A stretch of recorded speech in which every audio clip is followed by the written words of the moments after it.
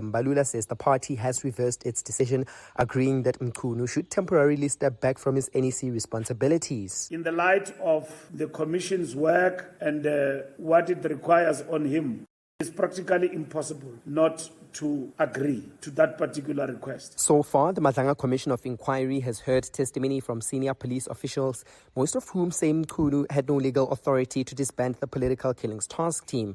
National Police Commissioner Fani Masemola also told the commission that Mkhunu became visibly angry when he was questioned about the motive behind the disbandment. Alpha Ramshwana, Eyewitness News. Police in KwaZulu-Natal say while it took time to secure arrests in connection with the murder of rapper aka Keenan Forbes and businessman Tibelo Motswane, investigations are progressing well. Officers yesterday rounded the 6th and 7th suspects after they were extradited to South Africa from Eswatini. Brothers Siyabonga and Malusindimande abandoned their appeal for extradition this week after spending almost 2 years in jail in Eswatini. It emerged yesterday that the pair is also linked to other separate cases.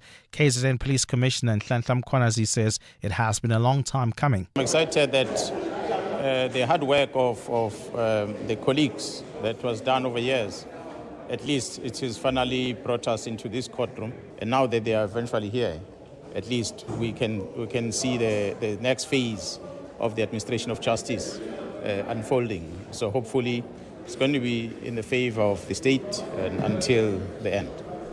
Wits University has reiterated its zero-tolerance policy against gender-based violence following allegations of rape against a newly elected student leader. Students have been protesting in and around campus since the allegations emerged earlier this week, calling for the institution to take decisive action. The SRC member has been placed on precautionary suspension pending investigations.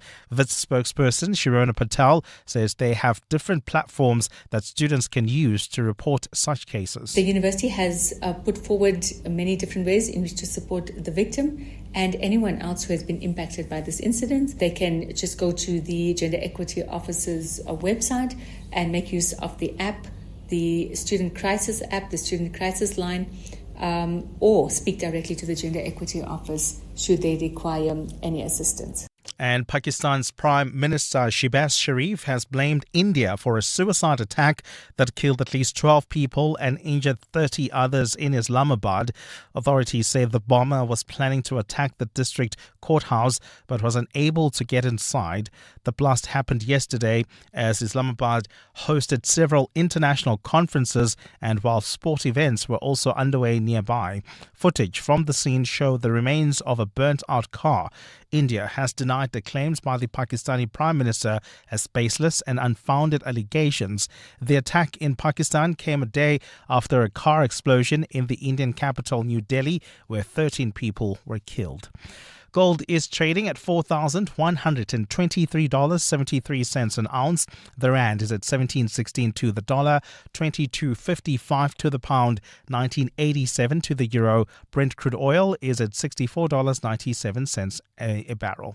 And in the traffic in Boksburg, there's been an accident on the R23 North right near the N17 turnoff. It's causing delays already. There's also queuing traffic along the N17 West approaching Roundabout Road. That's due to roadworks.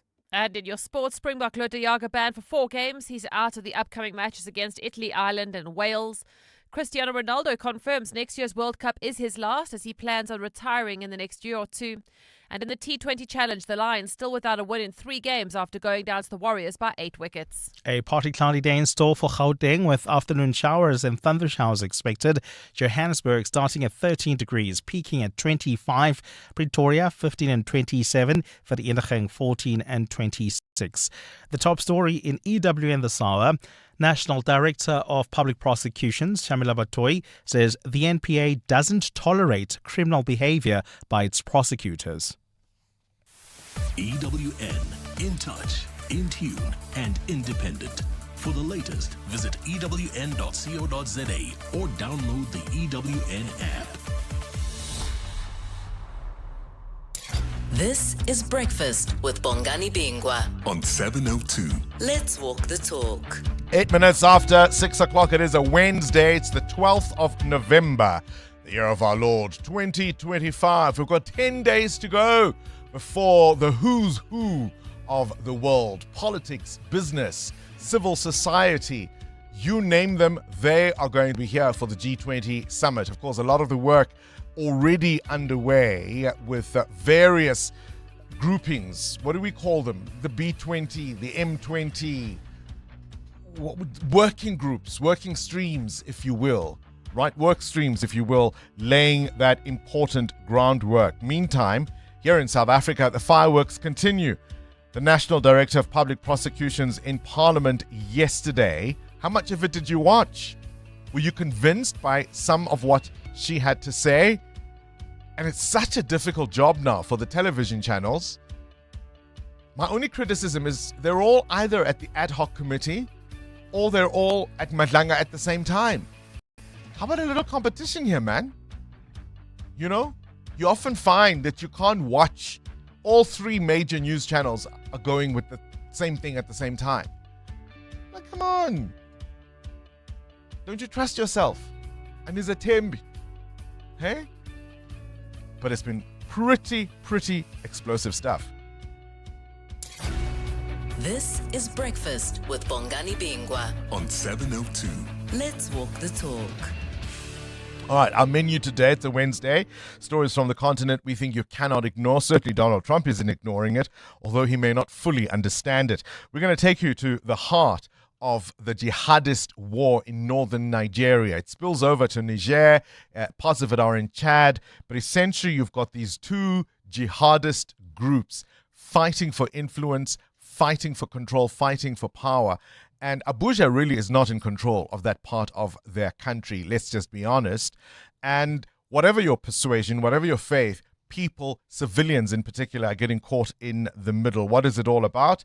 We'll get an explanation from Dr. Hussein Solomon, who is from the University of the Free State. And then a story, again, I repeat this, hand on my heart, it's a story I would really rather not do. But how many years later we know even some of the names? If I say to most people who follow the news in South Africa the name of Michael Komape, they will know who I'm talking about. They'll remember the little boy who drowned in a pit latrine in human waste, whose family has not received the answers, whose family has not been told of the accountability measures that would make the loss of their child tolerable. Lumgamketwa, Uratile Dilwane. The list is long. Children in democracy dying in pit latrines, drowning in human waste. Amnesty International says we can't let these cases go away. We can't turn a blind eye and look the other way. And so they want justice. That's our big interview after 7 o'clock this morning. And then one of my favorite humans, the maestro Kutlwano Masote, is going to be telling us about classics on turf. It's happening this Friday at the Killarney Country Club. It's going to be absolutely fantastic. He'll talk to us a little after 8 o'clock. And then just before 9, it's another corporate that cares. This time we're talking books with exclusive books. You're with Bongani Bingwa.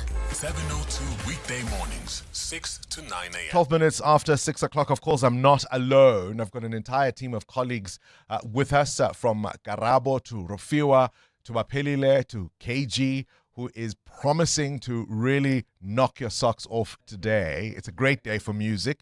We'll explain coming up. Amoramila, Good morning. happy birthday for yesterday. Thank you. A belated happy birthday wish. Thank you, Bongani. Thank you, 702 Landers. One of my pet peeves is people saying happy belated. The birthday is not late. It's the wish that is late. So a happy belated birthday wish. Thank you, Bongani. See, throw in an English lesson there as well while we're at it. What did you do for your birthday? I slept in, which is very important. And then I went out for supper with the kids. It was just beautiful. A And day my of husband- being spoiled, hey? Yeah, a day of being spoiled Aww. and loved and, just being reminded how valuable life is. You've grown, hey? Since I last saw you. It's only been 4 days. Since I last saw you, I feel like, oh, man, yes. Muteo Haripe, you are also here. No birthday wishes for you, my guy. Just by the by. Just by the by. If I say Uhudila, you're going to be upset. How much taller can you grow, right? I'm done. I was thinking up, not sideways. Come now. Be nice. So here's a question for the two of you. It's one of those things that we think is long behind us, particularly as we get older.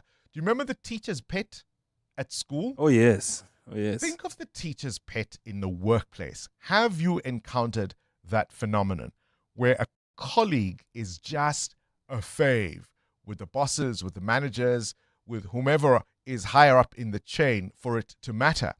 So what you would get into trouble for is overlooked. What you would get a warning for and a crooked finger wagging towards you is overlooked, is ignored. They are the teacher's pet. They can do no wrong. And you sit there and you feel like the rules don't seem to apply in the same way to them as they do to everyone else. And you feel the sense of powerlessness. A directive is issued. We're going to do this. They don't do it. There's going to be a team building. They don't come. They don't attend. There's a compulsory meeting. They're not there. And nothing ever gets said. Nothing ever gets done. Have you encountered such? Amo, you've got a big smile on your face. I have, but I realize that in the working industry, it's mainly sometimes, or in most cases, because those people have earned that right, if I were to call it. And so, even if you were to say, oh no, this person is the favorite, or they don't get to follow the rules that we are supposed to follow, sometimes it's because they have earned those stripes.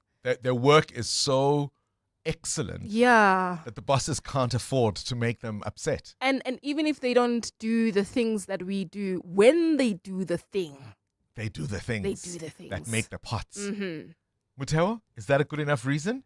I think there is the other end of the spectrum where someone is just a personality hire. They're not really great at what they do, but for the culture of the company, they work.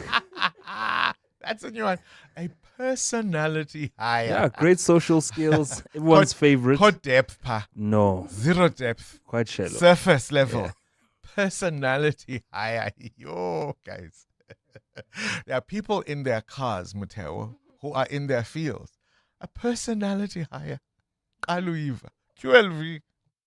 Let's walk the talk. 702. We're keeping an eye, of course, in international news. These explosions in both India and Pakistan over recent days are a real worry. Sfiso Zulu, I don't know, was he being a prophet yesterday when he was talking about the Pakistan-India war? So now the latest is one in the Pakistani capital, Islamabad. 12 people there have been killed.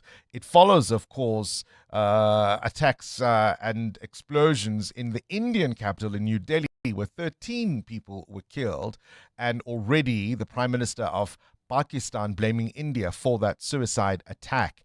And Prime Minister Modi from India was unequivocal in his condemnation of what had happened in his own capital. And so one wonders if those tensions will escalate. A story we're keeping an eye on, no doubt, is going to be the National Director of Public Prosecutions and what she had to say yesterday. If you missed it, we'll bring you up to speed with some of the audio and some of what was said to members of Parliament yesterday by the National Director of Public Prosecutions. Breakfast with Bongani Bingwa On 702. Let's walk the talk. Muteo, you've got a question of your own? Very simple this morning. I want to know from you and 702 landers, how do you behave when you get money, whether it's a windfall or a raise or any form of money that you get? Do you first think about your responsibilities?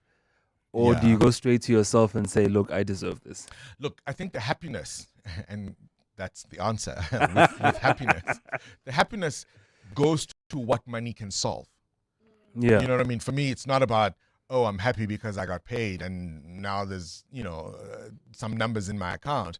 It's always with a view of, okay, I can knock that one off. I can knock that one off the list, the school fees. I can make a dent there. I can start thinking about the school uniform or the school station. I mean, already those things are playing in my mind ahead of what will come next year. So I think for me, that's what it's always been about. It's about what money can then do. So when you're happy, you, shop?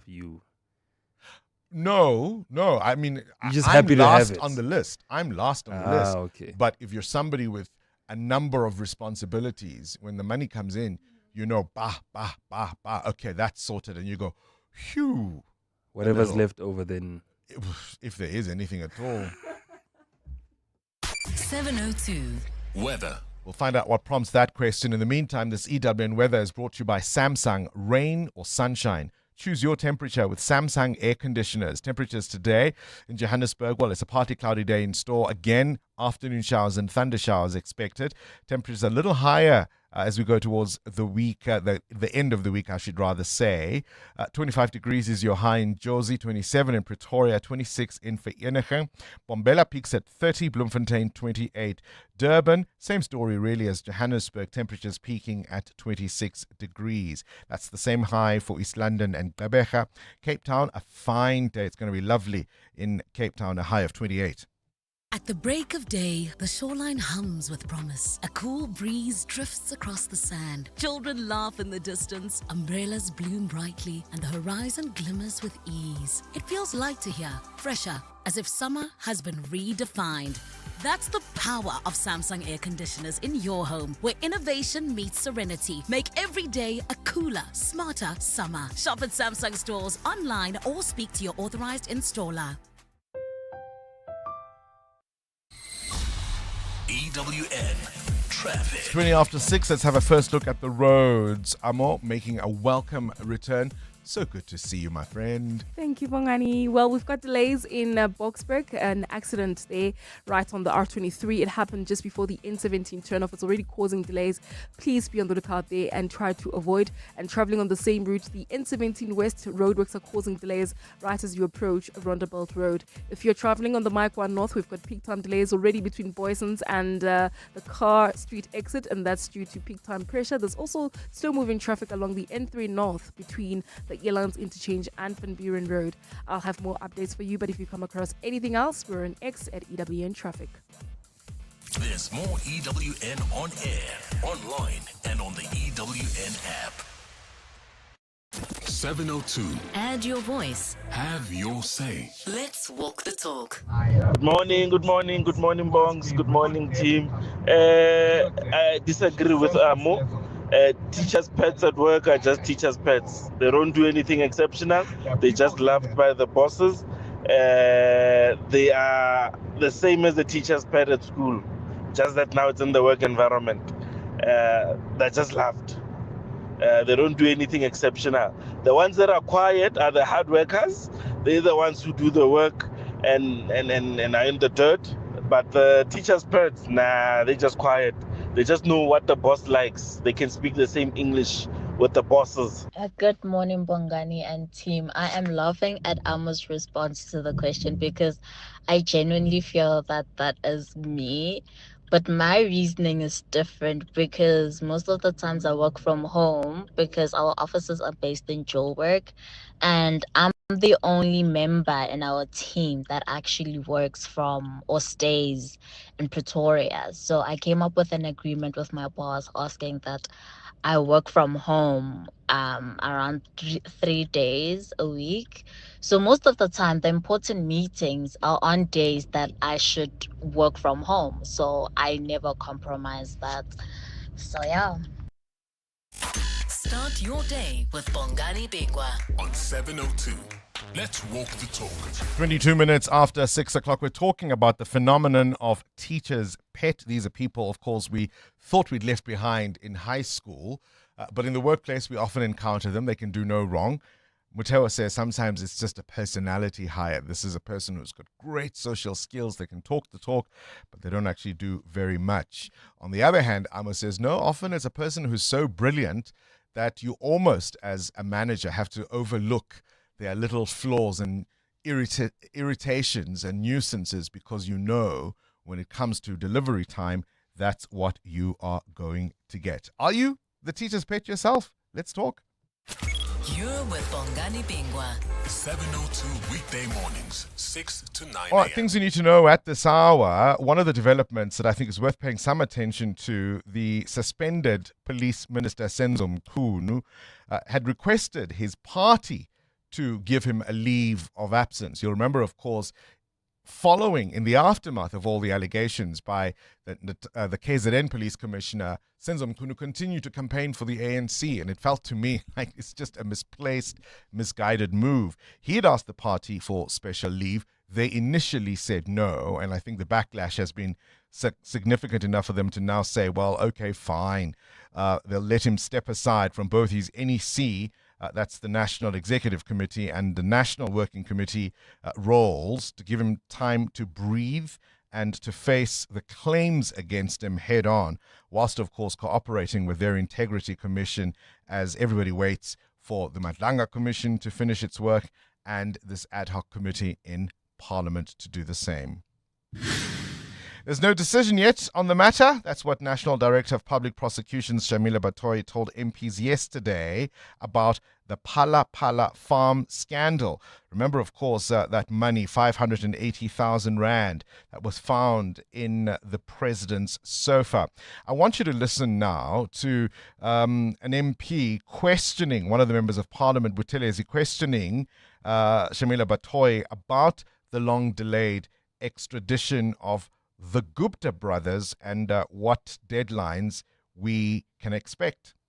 NTPP, the country suffered an embarrassing legal battle. Whether substantively or procedurally, we lost the application to extradite Guptas to the Republic of South Africa to face the wrath of the law. Now, you indicate that NPA is planning to resubmit the extradition request to the UAE. But you're saying you are unable to give us the exact time frame. And that's worrisome because this matter has dragged for quite some time now. Now, why is it that you can't provide exact time frames on when is NPA going to submit an extradition request against Guptas in the UAE? What is the actual plan in respect to that? Thank you. What's the plan? She is being asked, and this was her answer to that question, because he says, look, time has gone on. We don't quite know what the status of this thing is. Where are we on this? This is her answer.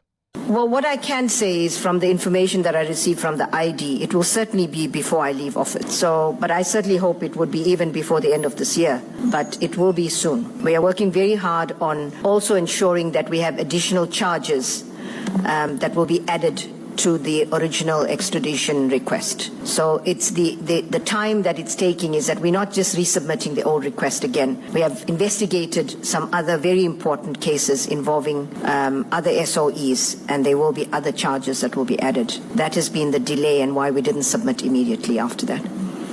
You remember, of course, the Gupta family fled South Africa, in 2018, just after Jacob Zuma resigned as president. Where are we now? 2025. Might she qualify as some kind of teacher's pet, I wonder? In Tehran, in Iran now, taps could run dry. 10 million people face a water crisis after years of mismanagement and drought have left the city's 5 main dams at critical levels. We'll get more details from Adam Gilchrist on that story. Yesterday in Ekurhuleni, things got really, really messy. So the Deputy Police Chief Julius Mkhwanazi was suspended following, I imagine, some of the information that has come out of the Madlanga Commission. At one point, there was a directive issued by the city of Ekurhuleni to vet all police officers. This Deputy Police Chief Julius Mkhwanazi led a special team of police officers, none of whom agreed to participate in even submitting their fingerprints. We heard from the Madlanga Commission yesterday. And what happened to them? Absolutely nothing. I'll give you more details on that one coming up. And let's rewind to 1990 in Geneva. Tim Berners-Lee and Robert Kailiau were putting the final touches on the proposal for the World Wide Web. And by the end of that year, Berners-Lee had a working web server and browser on a computer, and it finally showed the first version of the web to the world. And as they say, the rest is history. 702. The newspapers. The newspapers. Sfisa Zulu, are we starting any wars today? It's not just Listen, fighting. It's fighting that's continuing and escalating. Well, that's what I was saying. Allegedly, yeah. No, it's not allegedly. It is happening. Hold on. Yeah. You prophesied a war between India and Pakistan.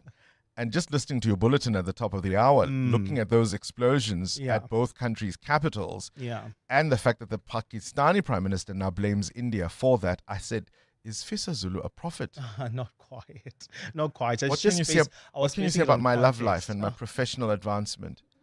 Good things? Your love life? Not so good. Not so good. Professional advancement? Professionally, you are going far. Stick to the newspapers. Right. Sticking to that story in Pakistan, as you've said, Bongani, the Prime Minister of Pakistan is blaming India for a suicide attack that happened yesterday in Pakistan's Islamabad capital, where 12 people were killed and 30 others were wounded in a suicide bomb attack that happened just outside the district courthouse. So the suicide bomber tried to get inside the courthouse, but he couldn't. But nonetheless, people were injured and some people were reported to have died. And the blast happened yesterday as Islamabad was hosting several international conferences. And there's also, I believe, an international cricket game that was happening nearby. So it disrupted a lot that was happening in Islamabad yesterday. And India, of course, is denying the claims by the Pakistani Prime Minister. And it says that those claims are baseless and unfounded allegations, but it's an unfolding story. We'll find out what happens throughout the day. Gosh, what you say, hey, Swissa Zulu.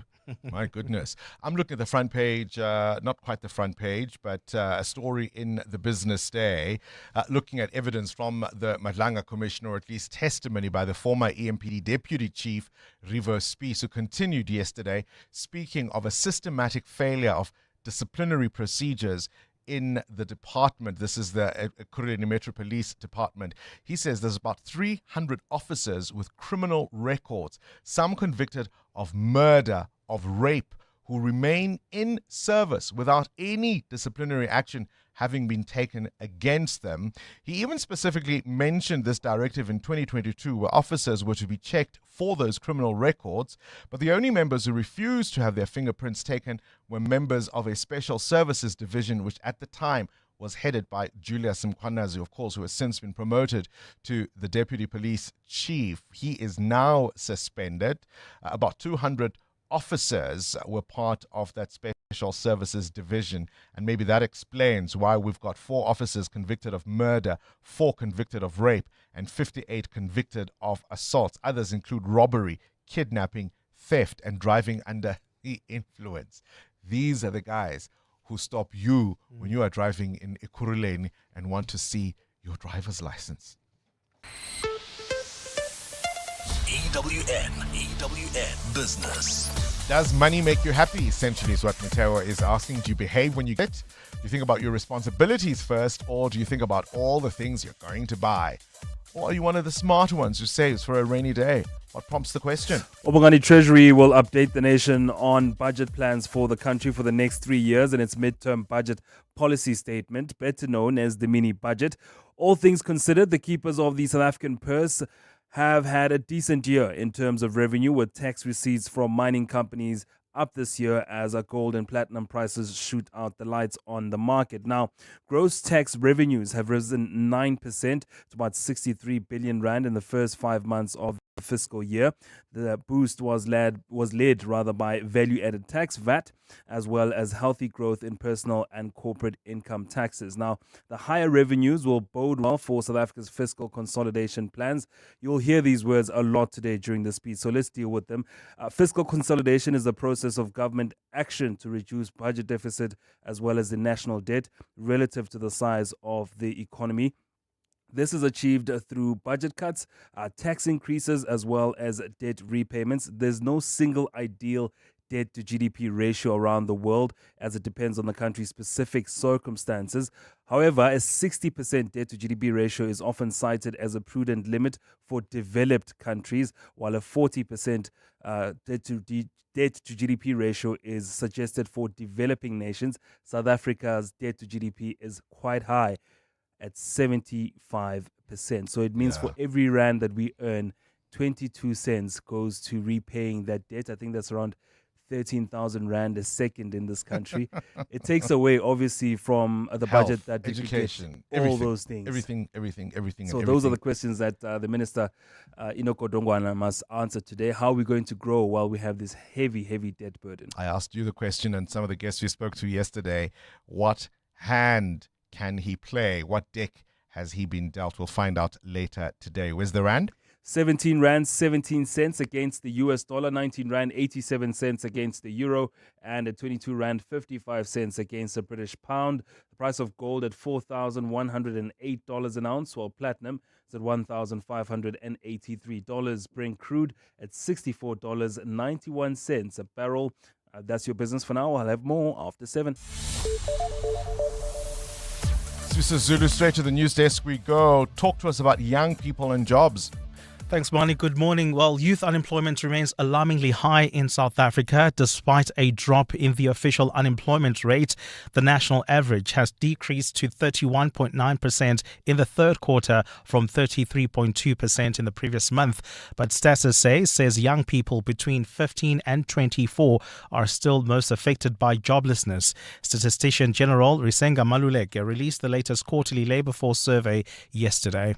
Young people remain vulnerable to labor markets. When we look at those aged 15 to 24 years, their unemployment rate is sitting at 58.5%, followed by those aged 25 to 34 years with an unemployment rate sitting at 38.4%. Maluleke says black people still bear the brunt of unemployment. The black Africans, sitting with an unemployment rate of 35.8%, remain the ones with the highest unemployment rate in the country, and higher than the national average of 31.9%. Those that are lower than the national average, the lowest being the white population group at 8.1%, followed by the Indian Asian population group at 13.9%, followed by the colored population group at 22.1%.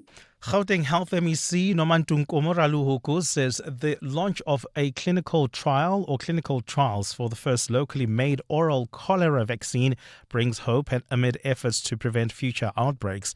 This comes in the wake of the 2023 cholera outbreak, which claimed more than 40 lives, mainly in Hammanskraal and surrounding areas of Tshwane. The initiative, which was launched at the Chris Hani Baragwanath Academic Hospital yesterday, marks the start of phase 1 clinical trials to assess whether the new vaccine can effectively prevent cholera infection.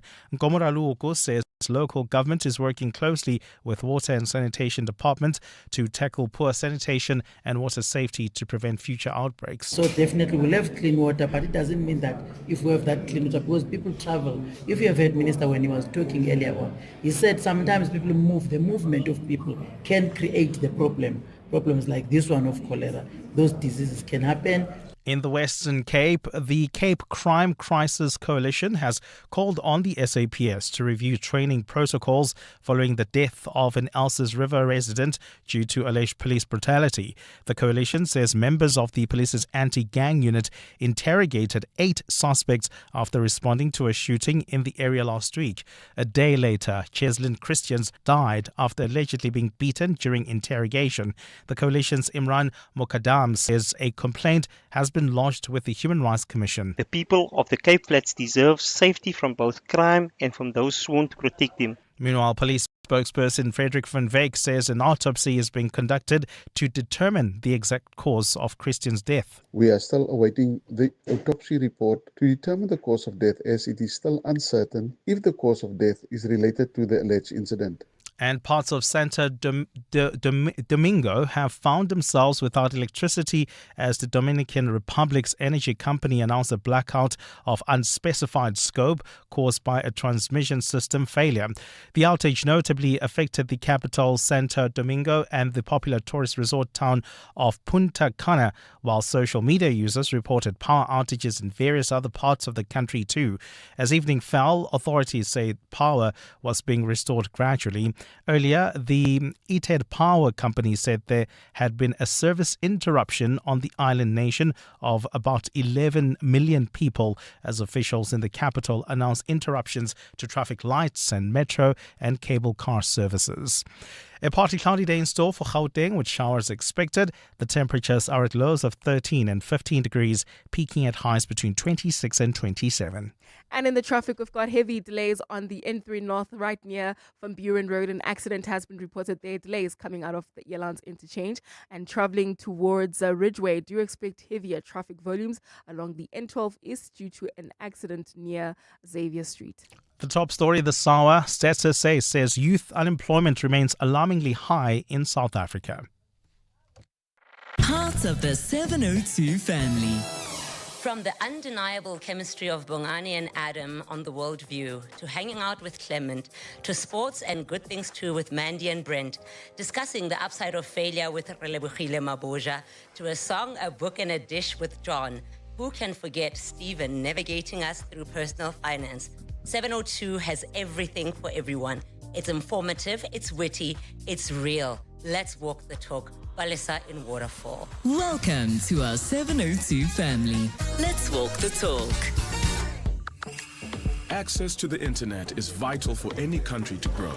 That's why the recent 6.75 billion rand digital infrastructure deal that Standard Bank Corporate and Investment Banking facilitated between Telkom and an Actors-led consortium is so transformational for South Africa. It unlocks growth and provides internet access to underserved communities who will now have access to the internet for the very first time. Search CIB Stories of Impact to watch the full story.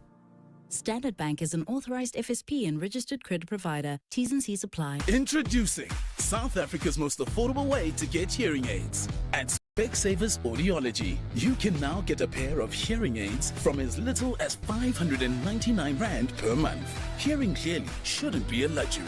Enjoy life's moments from 599 Rand per month. Test your hearing today and join the conversation with Specsavers Audiology. T's and C's apply.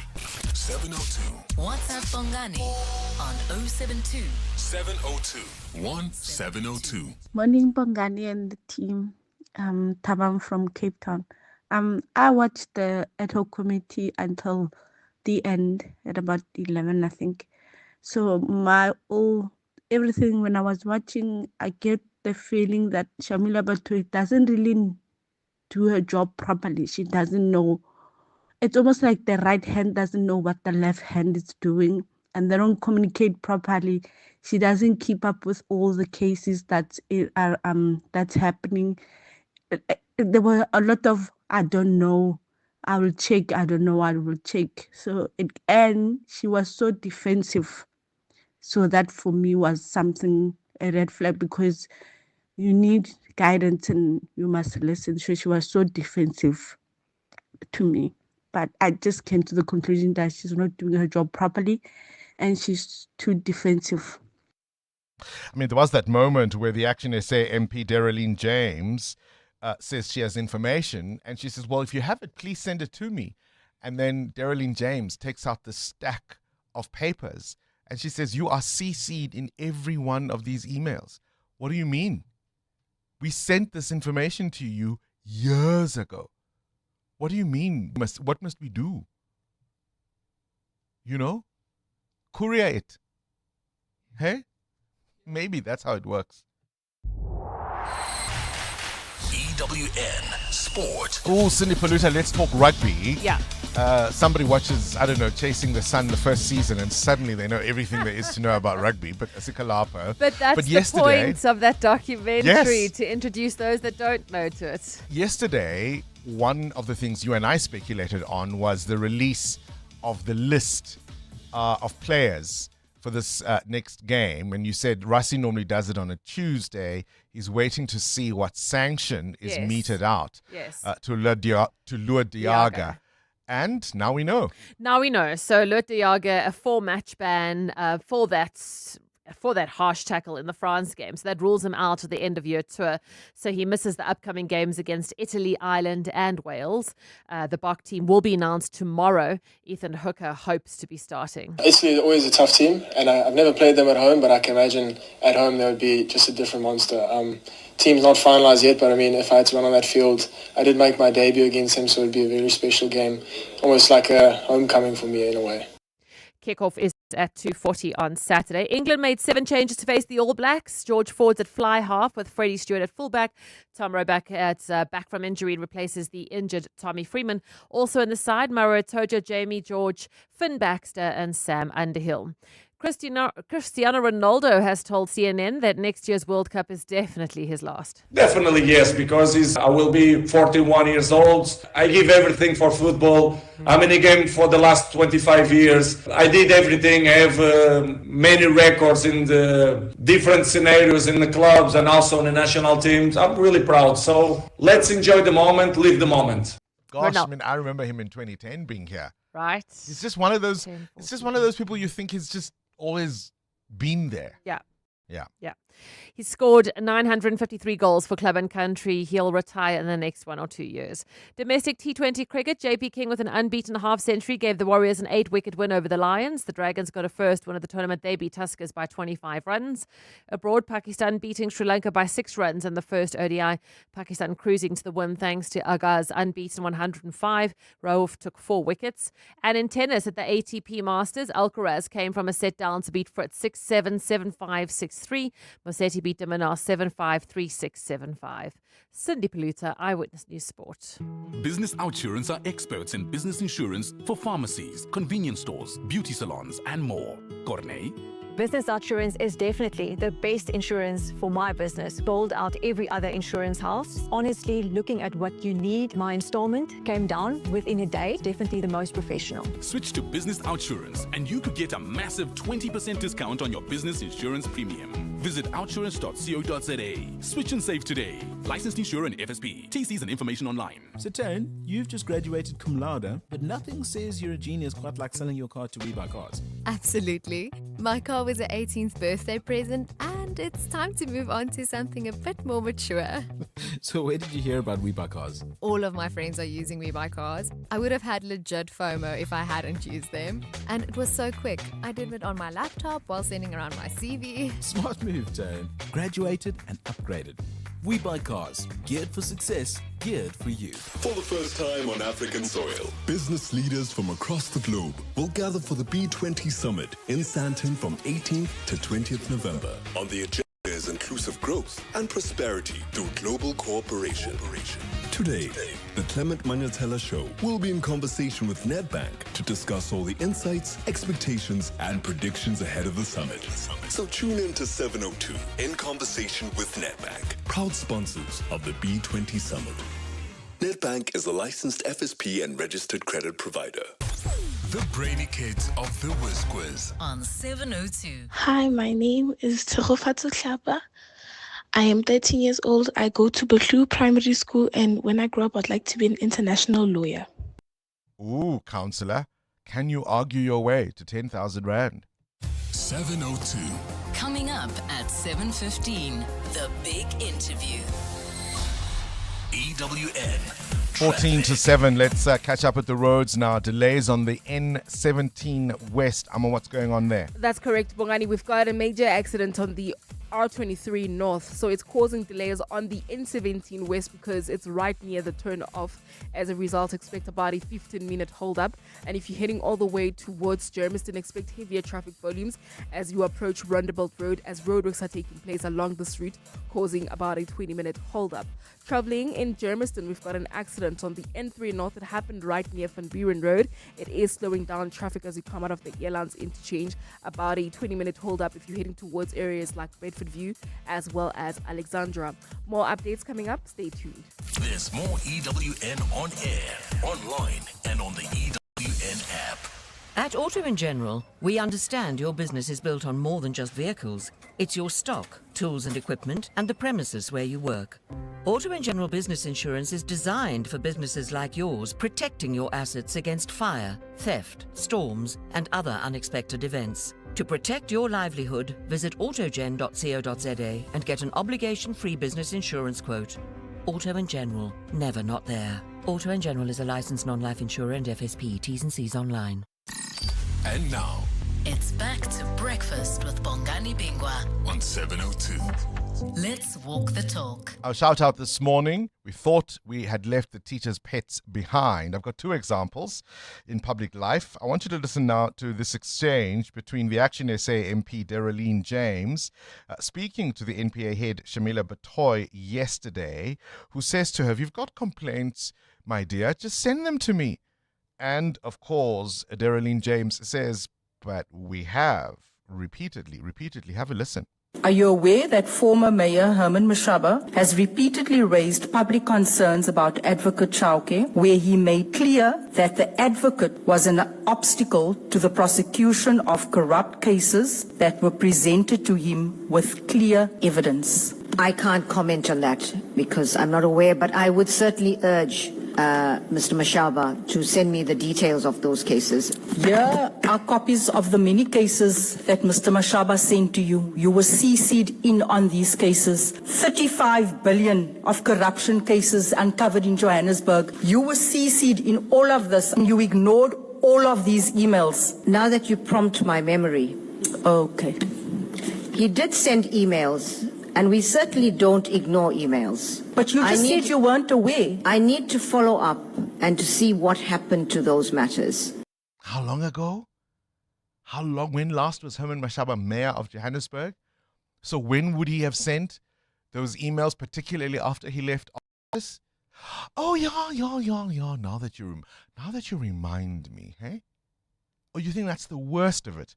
Let's go to the other inquiry looking at all of this. I want you to now listen to this EMPD official, Revo Spies, speaking about what happened in it must be one of the most egregious cases of a complete collapse of oversight. He's talking to us about, well, you listen to him in his own words.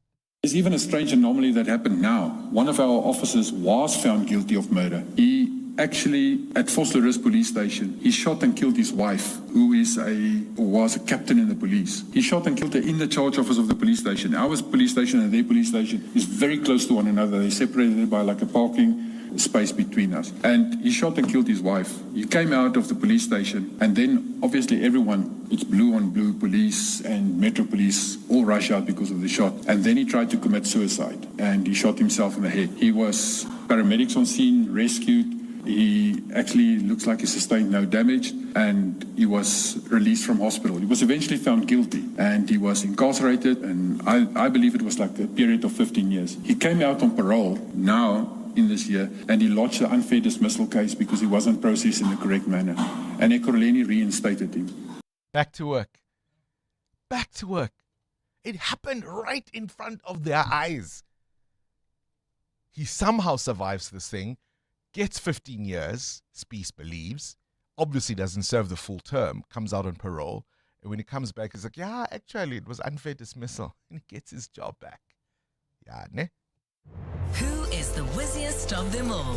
It's the Whiz Quiz on 702. Give away some cash now, shall we? We're playing today with Tsehofatso, who is 13 years old, wants to be a lawyer later on in life. Tsehofatso, are you ready to play with us this morning? Yes, I am. Oh, I love the confidence. Take your time, breathe in, and you'll be just fine, all right? All right, here we go. KG, start the clock. True or false? Water boils at 100 degrees Celsius. True. Correct. Which breakfast food contains yolk and albumin? Is it eggs or is it bacon? Eggs. Correct. In maths, which is longer, 2 hours or 90 minutes? 2 hours. Correct. What name is given to animals that eat only plants and vegetables? Herbivore. Correct. What do you call the part of the plant that grows underground? The root. Correct. Complete the saying, it's a horse of a different what? Different time. Color. What is the longest wall in the world? The Wall of China. Correct. Which country's president uses a plane called Air Force One? Donald Trump. Which country? Oh, USA. Correct. What month comes after July? And we can't complete the question. We simply ran out of time. Tegofatso, you were running away with it at a point, hey? I really thought you were going to race through to the 10,000 Rand. Really, really well played. Good round there for you. You walk away, my friend, with 7 correct answers, and that is 700 Rand. The Brainy Kids of the Whiz Quiz on 702. Now, in the next hour, we'll have more money for you in What's the Question, brought to you by Outsurance. 3,000 Rand is what's up for grabs. Firstly, for the answer, WhatsApp us your name and an answer based on something you heard in the show to 072 702 1702. Then for 2,000 Rand, someone will frame a question to get to your answer a little later. You can SMS out to 45142 now, and Outsurance could save you on your car insurance. 702. The Africa Report. Stories from the continent that we think you should pay some attention to. We delved into this a couple of weeks ago when Donald Trump, the US president, first threatened to invade Nigeria over it. But what is really happening in the northern part of that country? Well, you've got 200 militants recently killed in that turf war between Boko Haram and its arch nemesis, the Islamic State West Africa province. It's clear, of course, Abuja doesn't seem to have much control over that part of Nigeria. And these conflicts also spill over to neighboring Niger and even Chad. And whoever gets caught in the way, in the middle, in the crossfire, as it were, can get killed, including, of course, people of various faiths, which is how we got to Donald Trump's assertion of a Christian genocide. Dr. Hussein Solomon is a senior professor at the Center for Gender and Africa Studies at the University of the Free State and joins us now. A very good morning to you. Thank you so much for your time. Good morning, Bongani. Thanks for having me. All right, I've tried to outline what I understand of that conflict, essentially between Boko Haram and the Islamic State West Province, West Africa Province, ISWAP, I suppose, that insurgency in Nigeria. Did I have it right? Yes, you did. But I think that what's driving it is very much the issues of taxes and about control around extortion rings, control over the waters of the Lake Chad Basin, which has contracted by 90%, taxing herders, taxing fishermen, taxing loggers, and making money. I said it seems to me that Abuja, the central government now, doesn't seem to have much control over that part of the country. No, but they haven't had much control on that part of the country since 2009, when the Boko Haram insurgency started, and even less control when ISWAP broke away from Boko Haram in 2016. They have always struggled to secure control over there, and their military has made a number of missteps. So what do these jihadists want, and is it even correct to call them that? Well, they do weaponize ideology, Salafist ideology, but fundamentally, if you talk about the Lake Chad Basin, it is about control over resources. And it's not just a two-way fight between Boko Haram and ISWAP, because another militant group, JNIM, has moved into ISWAP territory also, and they're all fighting with each other. And it seems to me that Abuja just seems quite happy that they're killing each other, so they don't have to put their troops into battle. But in the meantime, civilians are being killed. Talk to me about the impact of civilians, but often with these kinds of things, as we've seen in Sudan, Dr. Solomon, these are often proxy wars with external parties funding them, arming them, and of course, standing to benefit from the resources. Well, here you have a little bit of a different thing. For example, if you take Boko Haram and its leadership, they want to resuscitate their pre-colonial borders. It's largely ethnic variables coupled with the financial issues which is driving the conflict. There is the mother bodies. So, for example, JNIM and Boko Haram seems more closely aligned to Al-Qaeda, whereas Islamic State West Africa province gets its support from the mother body, Islamic State. So there is that dynamic. The other dynamic in the region, of course, is the competition between the West and the East, largely in terms of America and France versus Russia in terms of control of West Africa. Goodness me. And what has the impact on civilians been? Deadly. You are talking about 40,000 plus dead. You are talking about 4 million displaced.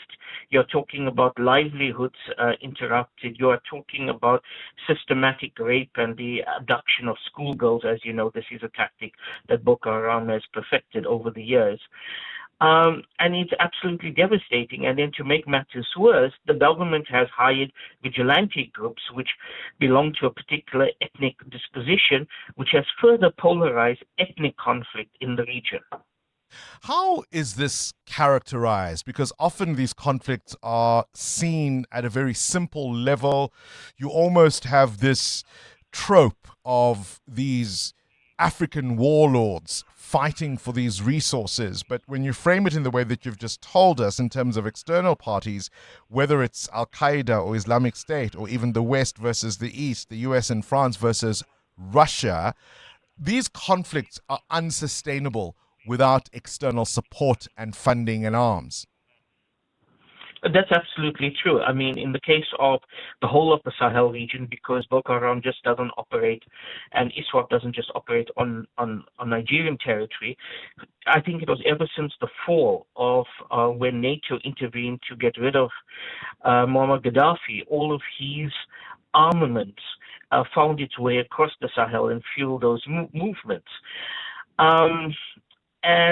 The problem with a simple framing, like in the case of the Americans now using the phrase Christian genocide, is that I think it resuscitates issues of a clash of civilizations and stuff like that, which is extremely problematic because what you do is you cause further polarization, and more importantly, it's factually incorrect. As the Catholic Bishop of Sokoto, Matthew Kukuka, recently said. And when you apply these broad generalizations and tropes, you don't really come with effective policy solutions. You actually cause more problems. I suppose it's convenient if you want those problems to persist because you stand to benefit from them. You've explained it in a way that we really, really understand. I appreciate your time and your contribution. Dr. Solomon Hussein is from the University of the Free State. 702. Coming up, the big interview.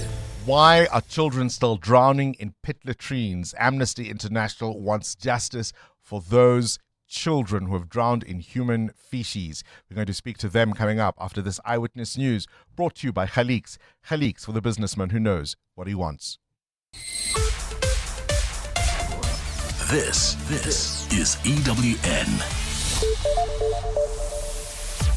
Shamila Batoyi says Dumsani Khumalo's arrest was justified, and Wits students call for a police investigation against an SRC member. Good morning, I'm Spiso Zulu. National Director of Public Prosecutions, Shamila Batoyi, has defended the arrest of crime intelligence boss Dumsani Khumalo to protect national security. But Batoyi has considered that President Cyril Ramaphosa should have been consulted before Khumalo and 6 others were arrested for fraud and corruption for the hiring of Dineo Mukwele to crime intelligence, allegedly despite her having lack of policing experience. Batoyi told Parliament's Police Ad Hoc Committee last night that Khumalo's arrest by the investigating Directorate Against Corruption was above board. Babalo Ndenze reports. Shamila Batoyi, as expected, was grilled about the arrest of Dumsani Khumalo for what has been described as an HR matter. She was also questioned by a member of the committee on whether his arrest would not disrupt the country's intelligence and also cause a national security risk. But Batoyi says the arrest of Khumalo was itself part of preventing a national security risk. I think in their view, they saw a greater threat to national security with the situation that was unfolding in terms of their case theory with regard to the recruitment of people for specific reasons. And so the IDAC, the ID, has explained that this was part of a much larger case strategy.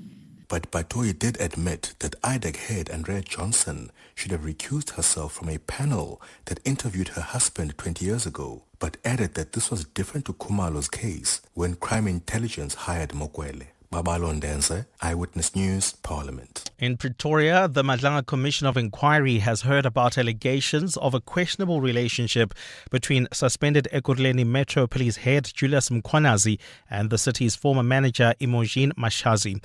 Retired EMPD Deputy Commissioner Revo Spies has accused Mashazi of using her political clout to shield Mkhwanazi from disciplinary action.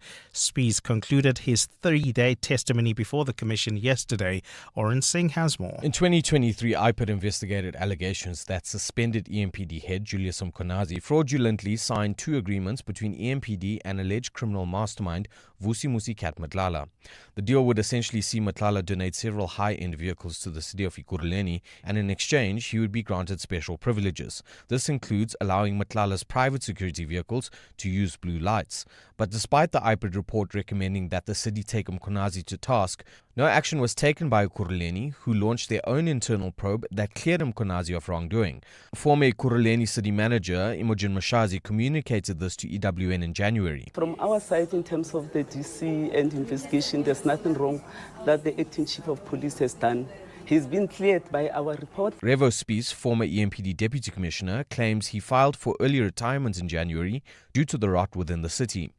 Arun Singh, Eyewitness News. With all suspects linked to the murder of rapper Kenan aka Forbes and businessman Dibelo Mutswane arrested in South Africa, police are now conducting investigations to uncover the truth behind the double murder. 2 additional suspects, Siyabonga and Malusi Ndemande, were extradited to South Africa yesterday after spending nearly 2 years in Eswatini. The siblings are expected to join 5 other accused in connection with the murder of Forbes and Mutswane outside a Durban restaurant in 2023. Nhlanhla Mabaso reports. While it was previously revealed the team that killed Kenan Forbes and Dibelo Mutswane was made out of spotters, shooters and getaway drivers, police believe the alleged coordinator, accused number 4 Mziwethemba Gwabeni, will lead them to the mastermind. Provincial Commissioner Nhlanhla Mkhwanazi. We are comfortable that the main guy that assembled the team and executed the job, and the main guy who eventually paid the entire team and also paid himself, is amongst the 7 that were arrested. Mkhwanazi says investigators are focusing on vehicles used during the heat to determine links to other crimes. Nhlanhla Mabaso, Eyewitness News, Durban. There's a call for a Wits student leader accused of rape to be handed over to police. Students have been protesting since reports of the alleged sexual assault emerged on Monday. The university's management says the accused student has been suspended and barred from accessing facilities pending internal investigations. Ntokozo Khumalo takes a look. Wits University students who were mobilized at the education faculty marched to the Wits main campus yesterday, where management addressed them. During the protest, management pleaded with the learners to assist them in providing more information about the incident to further their investigations. Students who were gathered at the Great Hall lamented that more needs to be done. Anyone that wants to violate a young woman can just do it, and the institution will then subject it to a private investigation. And now we are saying that with the agency that it is, this must be referred to as the South African Police Service, because you are not law enforcers. Yes. In response, management promised to refer the case to police once all evidence has been gathered. Ntokozo Khumalo, Eyewitness News. And dozens of protesters have clashed with security guards at the COP30 summit in Brazil in a rare incident of violence at the UN climate talks. They breached security barriers at the main entrance to the conference hall in Belém and scuffled with security officers. A spokesperson for the United Nations Climate Change says 2 of the security guards were injured. The March for Health and Climate organizers behind the protest have distanced themselves from the incident. They say their demonstration was a legitimate, peaceful and organized expression of popular mobilization. Gold is trading at $4,123.73 an ounce. The rand is at 17.16 to the dollar, 22.55 to the pound, 19.87 to the euro. Brent crude oil is at $64.97 a barrel. And in the traffic, we've got delays on the N3 North. In fact, a stop and go between the Elands interchange and the Buklu interchange. We've got an accident right near Van Buren Road causing delays. There's also queuing traffic on the N3 North between Vincent Chabalala Road and the Buklu interchange due to roadworks. And in your sports, Springbok Lord Diaga out for the rest of the year. He's banned for 4 games. England copy-paste the Springboks, naming a 6-2 bench for Saturday's game with the All Blacks. And the Proteas gearing up to battle India in a first test starting Friday. A partly cloudy day in store for Gauteng with afternoon showers and thunder showers expected. The temperatures will peak at highs between 25 and 27 degrees. The top story in EWN this hour. National Director of Public Prosecutions, Shamila Batoy, has defended the arrest of crime intelligence boss Dumsani Khumalo to protect national security. EWN, in touch, in tune, and independent. For the latest, visit ewn.co.za or download the EWN app.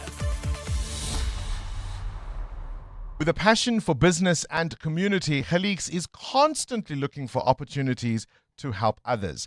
To date, Khalix's suit trade-in campaign has helped provide suits to over 2,000 job applicants and 100 retail interns. And you can get involved too by bringing in your old suit, trade it in for a brand new one at 30% off.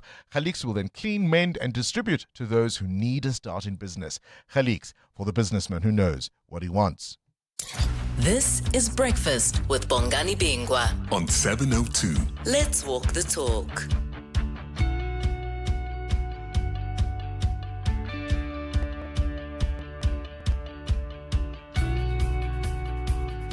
It's 9 minutes after 7 o'clock. Welcome to the show if you've just joined us. Our shout out this morning, we're talking about those teachers' pets in the workplace.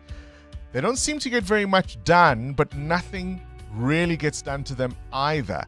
I can't think of a more egregious example than what we heard from the former EMPD deputy chief who was speaking yesterday at the Madlanga Commission of Inquiry.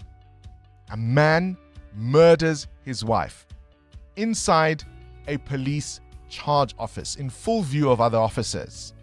He tries to kill himself, he doesn't succeed, he's apprehended, he's charged, sentenced to 15 years, comes out on parole, and this year, this is not something from a long time ago. It's not a once upon a time. This year he goes back and he says, yeah, actually, the process to dismiss me wasn't great, so I want my job back. And guess what? He got it. He got it back. The other process, of course, we're keeping an eye on was the appearance of the NPA head Shamila Batoy, the National Director of Public Prosecutions. Have a listen to this exchange between Batoy and the DA MP Glynis Breitenbach, who, of course, herself is a former NPA prosecutor.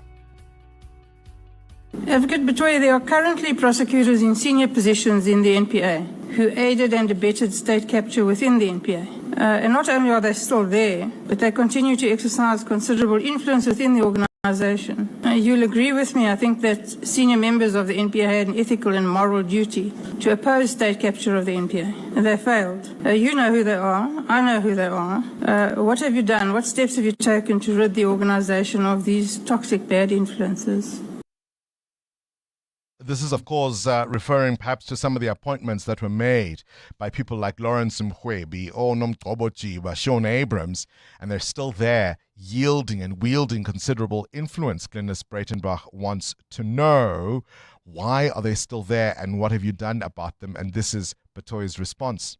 So let me firstly respond by saying that from the very outset of my term, it has been a priority to do exactly that, to ensure that there's consequences for prosecutors who were errant and who did not uphold their oath of office and constitutional mandate, acted contrary to that. A number of the prosecutors that are implicated are currently facing disciplinary processes. And I do want to say here again that it is a sense of immense frustration as a national director that these processes take so long. The NDPP cannot interfere in labor processes, and it is extremely frustrating that those disciplinary processes have taken a year or 2 years maybe now, and they're still not complete. And there are various reasons for it. So I can't take that any further. I certainly hope we are doing what we can. I've spoken to the evidence leader to try to fast-track those processes. But, of course, Labour manages those processes.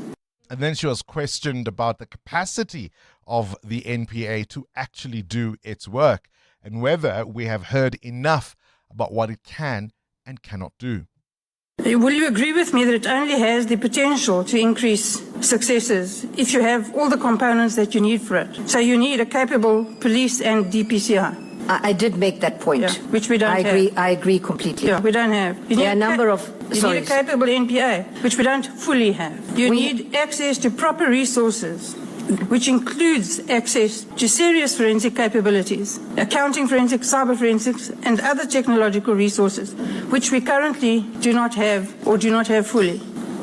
But what you need most importantly is you need competent, experienced, and confident prosecutors who are able to confidently take cases to court in the face of strong opposition of defence counsel, who have no such restraints and currently have a free ride. Would you agree with that?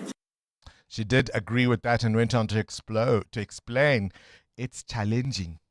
I definitely agree with that, but I want to add to that I agree with everything that the Honourable Breitenbach has said with regard to capacities, capabilities that's needed to deal with these complex matters. We did a capability review in the NPA, and we found that we have extremely competent, skilled prosecutors who can prosecute, should I say, traditional crimes extremely well. Yes. But the reality is that with complexity of corruption, cybercrime, we do lack the skills.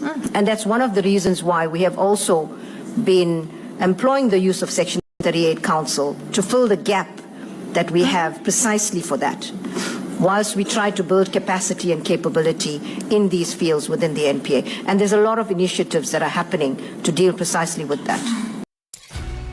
This is Breakfast with Bongani Bingwa on 702. Let's walk the talk. You make of that what you will. Here's another question. Do you gamble? How often? How much? Where? Do you do it online or do you go to the physical casino? And I want to know, what's the biggest payout you've received as somebody who gambles regularly? I ask because the Bookmakers Association, led by Sean Coleman, says we've got to explore how, and we've got to explore ways to stop those who are most vulnerable in our society, some of them SASSA social grant recipients or even NSFAS fund recipients who are using taxpayer money that has been to fund their social issues to go and gamble. It's extraordinary. People gambling with NSFAS funds and SASSA grants. But it shows you exactly the kind of desperation so many people face. Former French President Nicolas Sarkozy has been released. He drove away in a tinted car under police escort after 20 days behind bars. He's called his experience a nightmare, and he says the truth will prevail. But for now, of course, he is under house arrest. He can't leave France or contact certain officials. And it was on this day, in 2018, I beg your pardon, that Michelle Obama released her memoir, Becoming, and it's one of the best-selling biographies of all time. And talking of books, the Canadian-born Hungarian-British writer David Zalay has won the Booker Prize for his novel Flesh. And today, November 12th, we're tipping our hats to Tevin Campbell, born on this day in 1976. The American singer-songwriter started his singing journey singing gospel at his local church and, of course, became an international star.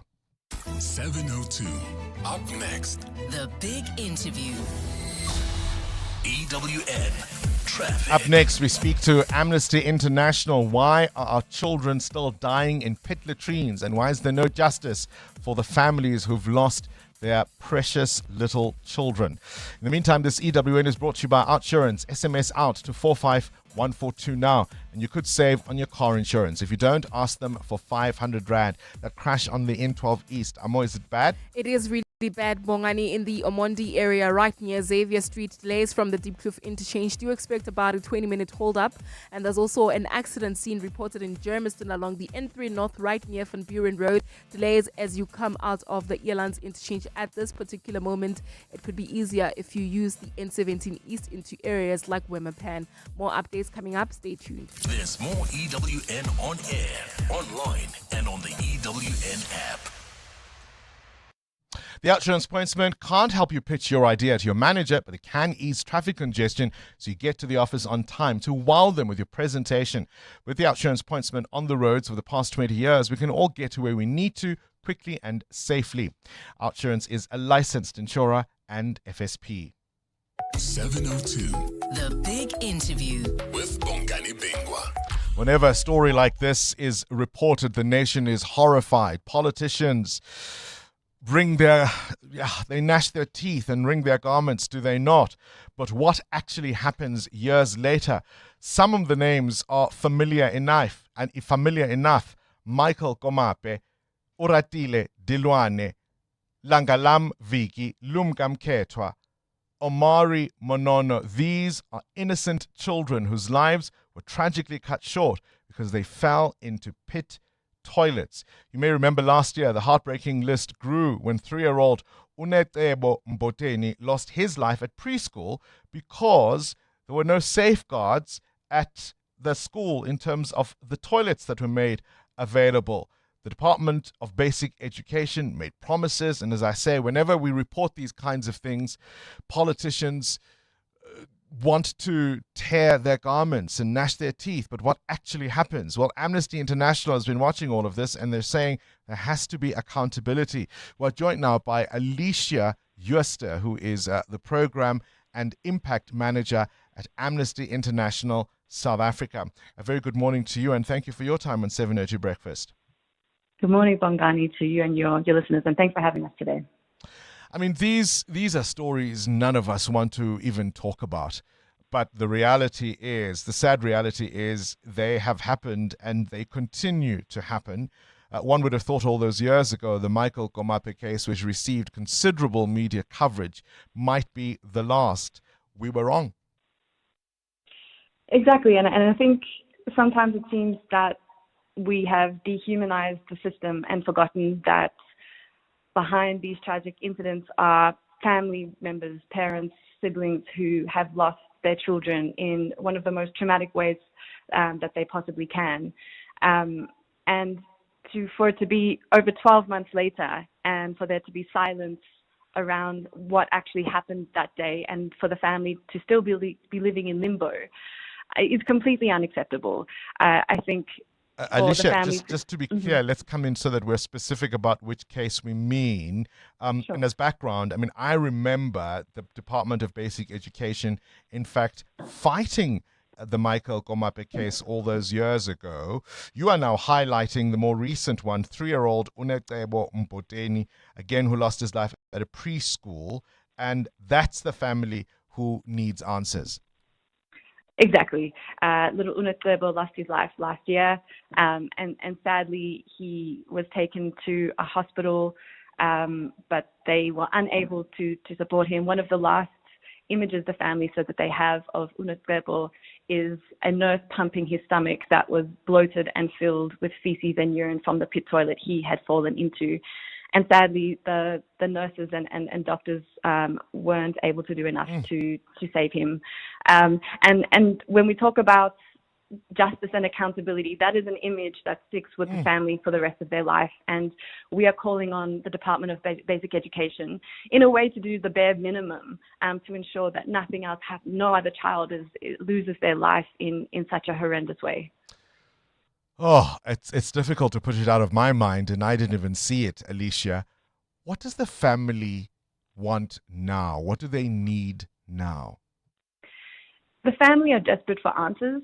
As I mentioned earlier, it's been over a year, and there is silence. There's silence from the daycare center where he fell into the pit toilets, on things like whether the pit toilets that he fell into has been removed from the school.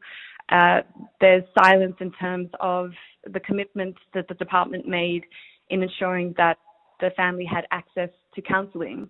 And I think in addition to all of this, the frustration is that they were told at the start of this year from the investigating officer that it could take 3 to 4 years just for the investigation to be finalized. And that is completely unacceptable, that it takes that long to find out what happened to your son that day in a place where he should have been safe. The family are asking us to raise awareness and shine a global spotlight on this case in hope that, you know, the hundreds and thousands of people that we're hoping to mobilize put pressure on the Department of Basic Education, the South Africa Police Service, to expedite his case, but also from a systemic level to ensure that this is the last child that ever loses their life in a pit toilet. They're illegal and they violate many human rights, including the right to dignity, safety, privacy, and in the case like Unatebo's, the right to life. Alicia, is there any explanation for why investigations are that slow? At this stage, sadly not. There aren't any answers as to why it's that slow. I think the family mentioned that it's just because it's a complicated and there are kind of many stakeholders involved. But still, that's unacceptable that a family needs to wait that long for some kind of answer to what happened that day. Where does the buck stop here? Because this was, in this particular case, a daycare center, a preschool. I can see an argument being made that perhaps the Department of Social Development might have had a role, or the provincial department might have answers. Who has to answer here? Yeah, it's a really good question. So in 2022, the oversight of early childhood development centers was moved from the Department of Social Development to the Department of Basic Education. As part of its new role, the department committed to developing infrastructure and resource norms and standards for ECD centers, which includes sanitation facilities. And it's unclear since 2002 if that work has started, and in the meantime, it is jeopardizing and putting the lives of young people like Unatebo at risk, and that's why our focus is on engaging with the Department of Basic Education. I would also imagine this is not a state-run institution or facility, and surely one of the basic requirements, if you are going to allow any to operate, is that you've got safe ways for children to learn.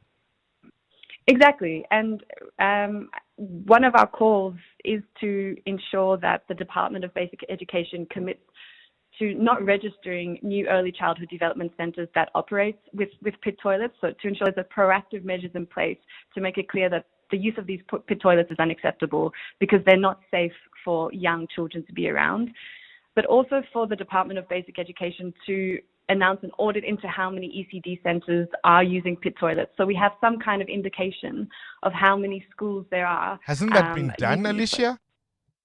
Not in recent years, no. So we're seeing the audits for schools. So these are your primary and secondary schools, but not for ECD centers. And there's no, from our research, no proactive plan in place to ensure that ECD centers that are using pit toilets have a plan in place to remove those toilets. I mean, that's where the biggest risk would lie. You're talking about toddlers here. You're talking about very young kids. That's who would be most at risk of falling in. Exactly, and we heard the minister speaking recently about the importance of focusing on these ECD centers because it sets the foundation for so many things. And I think what we're now asking the department to do is to put all of that talk into action and tangible action and be transparent and accountable to the commitments that they're making to us as a nation, to parents and to children, to set them up for a bright future and to ensure that these traumatic incidents stop, they don't happen again. Because a family like Unatebo's, it's not something that you ever get over, and no parent should ever be put in that situation. Have you spoken to Unatebo's mother? We are in constant communication with Unetlebo's mother. I think we're walking with them every step of the way. So we're not doing anything that they haven't asked us to do because of how traumatic this incident is. And as I mentioned earlier, the Right for Rights campaign that this case falls under, they asked us to run with it because of the global spotlight that it should receive. And kind of, I think there's that desperation for something to happen. And we're hoping that that international pressure will help help them seek answers. Oh, Alicia Jooste, appreciate your time. Program and Impact Manager at Amnesty International South Africa. I mean, just sit with it for a moment. Just sit with it for a moment in honor of this 3-year-old. This image that his mother is now left with.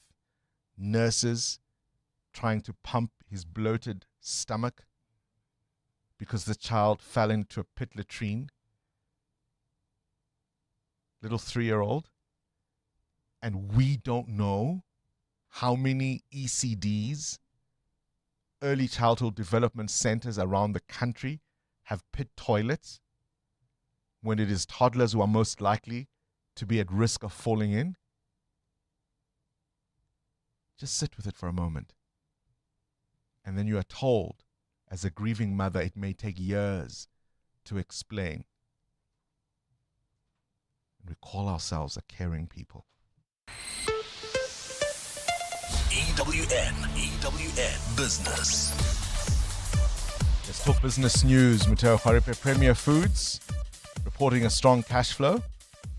Yeah, good time for them. Consumer goods firm Premier Foods was up 4% on the JSE yesterday after it was able to deliver solid results for the 6 months to September. Now, the company reported an earnings jump of 27% despite grain price deflation at the company over the period, while revenue increased moderately by 6.4% to 10.3 billion rand. Now, Premier says it expects its new acquisition of another food maker, RFG, to yield north of 8 billion rand in revenue. RFG makes products like Bull Brand, Rhodes products, and Heinz spices. Premier makes brands like Blue Ribbon Bread, Snowflake Flour, and Lillette's, amongst others. The SARB gets into payments. Yeah, South African Central Bank now holds a majority stake in payments company Pay Inc. The SARB has acquired a 50% share in the company that handles the lion's share of the country's electronic payments. Pay Inc., previously known as Bank Serve Africa, has been in operation for over 50 years and serves as the primary connection between banks for processing payments like card payments, electronic funds transfers or EFTs, debit orders, and real-time clearing of funds from different banks. The new investment aims to improve and secure the country's payment system. Central Bank will now share ownership of the company with several commercial banks in the country like the likes of Nedbank, Standard Bank, Absa, Capitec, and Investec. Your indicators? 17 Rand 16. The Rand still in a good position against the dollar this morning. 19 Rand 86 cents against the euro. 22 Rand 54 cents against the British pound. Price of gold at $4,109 an ounce, while platinum is up at $1,583. Brent crude at $64.92 a barrel. More business after 8.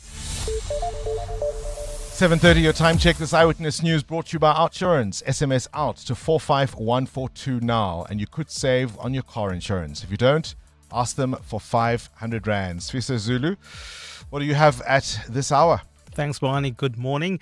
A decision is yet to be made on an application by prosecutors to centralize all the charges against alleged Underworld figure Katiso KT Molefe. Molefe made a brief appearance in the Alexandra Magistrates Court yesterday alongside co-accused Musa Kekana and Diego Mabusela. He appeared shortly after another alleged crime boss, Vusmuzi Matlala, in the same court where Kekana and Mabusela are also co-accused. Khomotso Madise has more. While Katiso KT Molefe and Vusmuzi Matlala are being tried separately for different matters, the state believes they used the same hitmen to carry out hits. It's alleged Musa Kekana and Diego Mabusela were contracted by Molefe to murder Vereniging engineer Armand Swart Opa Sifoka, known as DJ Sambodi, and DJ Vintos, whose real name was Hector Butelezi. But the state also believes they were behind the botched hits allegedly called by Matlala on his socialite girlfriend Tebogo Tobejane and musician Sienkimo Kubung, known as DJ Vetis. While the matters involving Matlala have been transferred to the Johannesburg High Court for trial, prosecutors are still awaiting approval from the Director of Public Prosecutions in Johannesburg for Molefe's cases to be centralized and transferred to the High Court for trial. Molefe will return to the Alexandra Magistrates Court next month, where prosecutors will give an update to the court. Eyewitness News in Alexandra. Youth unemployment remains alarmingly high in South Africa. Despite a drop in the official unemployment rate, the national average has decreased to 31.9% in the third quarter from 33.2% in the previous month.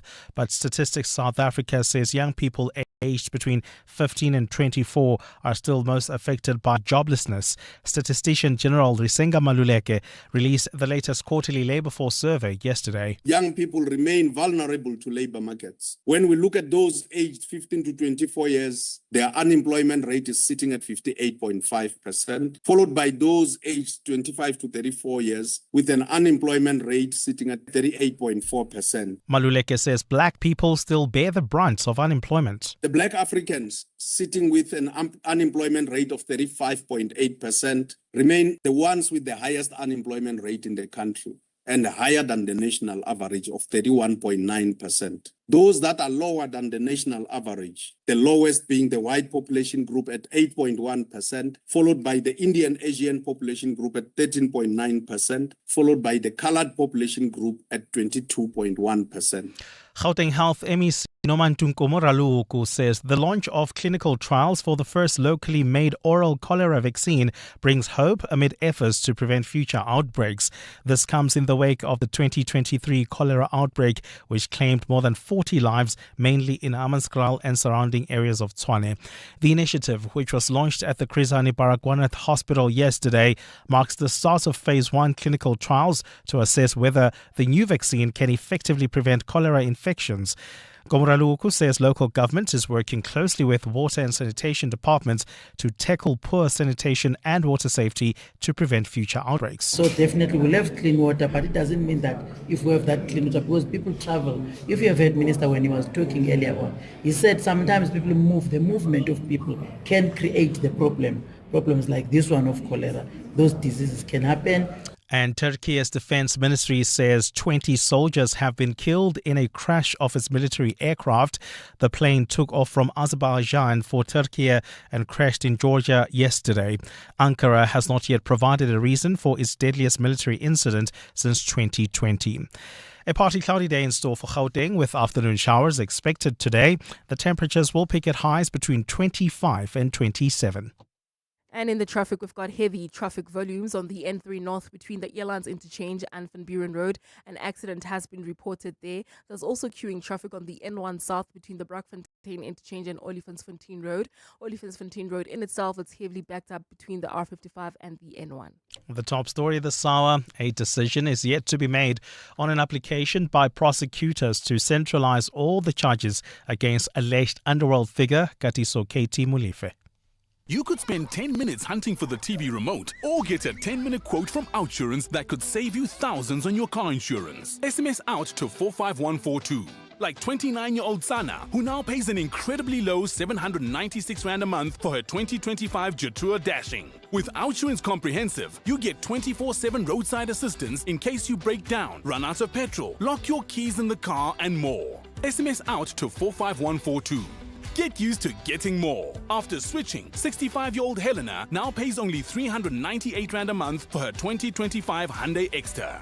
Not an Outsurance client yet? Get a quick and easy quote today. If Outsurance can't beat what you're paying, ask them for 500 Rand. Make that 1,500 Rand if you've been claim-free and with the same insurer for 3 years. Savings or cash, you have nothing to lose. SMS out to 45142. That's out to 45142. Outsurance, licensed insurer and FSP. TCs and information online. Limits apply. Clement Maniatella. Weekday mornings, 9 to 12. 9 to 12. Did you, as the JMPD, remove this banner, and on what basis? One thing that's important to know that through the city of Johannesburg, we've got various bylaws that regulate how the city works, and one of these bylaws is the outdoor advertising bylaws. And for a person who wants to advertise whatever signage that they need to do, they need to apply through the city, and once that is approved, or if it's not approved, then the JPD is called in for any type of enforcement for outdoor advertising. And you've spoken to the Department of Development Planning? I spoke to the unit of outdoor advertising, and they have confirmed that they haven't received any type of application. Olani Fihla, the spokesperson for the JMPD. Clement Maniatella. 9 to 12 on 702. When you have multiple passions and private accounts, seamless banking can feel elusive. At Investec, we take care of your financial needs by considering all your life's moving parts. If you earn 800,000 Rand per annum or more, you may qualify for Investec Private Banking, where you'll enjoy effortless digital capabilities backed by real people who understand you. We'll even switch your account for you. Now that's private banking. Investec is an authorized financial services and registered credit provider. Investec, out of the ordinary. What do partners of the Gates Foundation do when facing the world's toughest challenges? They keep going. From discovering a plastic drape that helps detect excessive postpartum bleeding faster, to developing better bed nets to kill malaria-carrying mosquitoes, to researching an RSV vaccine that could save hundreds of thousands of children. For every problem, there are people who prove that progress is possible. The Gates Foundation, partners of human potential. Learn more at gatesfoundation.org/keep going. For the first time ever, the G20 summit is being hosted on African soil, a moment of solidarity, equality, and sustainability. So tune in on Friday between 6 and 9 for the G20 Correspondence Desk on 702 Breakfast, brought to you by R&B and F&B, proud sponsors of this year's G20 Summit. The latest news, views, insights, and breakthroughs from the summit. The G20 Correspondence Desk on 702 is brought to you by R&B and F&B, divisions of First Rand Bank Limited, an authorized financial services and credit provider. 702. WhatsApp Bongani on 072 702 1702. Bongani and the 702 listeners. Bongani. I was busy having my coffee this morning. And after this interview, I don't even feel like having this coffee anymore. Damn disgusting. Where is the government in all this, even if the investigations is taking so long? Where are the politicians? Where is the president? Come on, man. Come on, man. Have closure to this thing for the parents, man. How are they living? Every day thinking and wondering what happened. Come on, man. This is a sick world we are living in. And we are run by sick government. Thank you, Ibi. Morning, Bongani. Regarding the pit latrine toilets, I think Angie should have been in jail. For more than 20 years, she couldn't do anything about it. Instead, she decided to defend and appeal Michael Komape's case. The sooner people pay from their pockets, especially the administrators, the seniors, the DGs, anybody, legal costs must be taken from their pension funds or from their salaries. Those will stop. Cecilia, it's really sad in 2025 to be talking about pit latrine toilets. Thank you. Good morning, Bongani and the listeners. You know, this issue of pit toilets, it's very, very sad. I don't know, do we still have to blame the apartheid when it comes to this? It's common sense. How do you make a hole, a big hole? Because this thing, I believe it can be constructed professionally in the way that it's safe for kids to use it. No, really, this is very, very unfair. The system is failing us. Government is failing us. I'm also putting it upon the parents. I mean, in those villages. Thank you, Bongani. Great show, as always.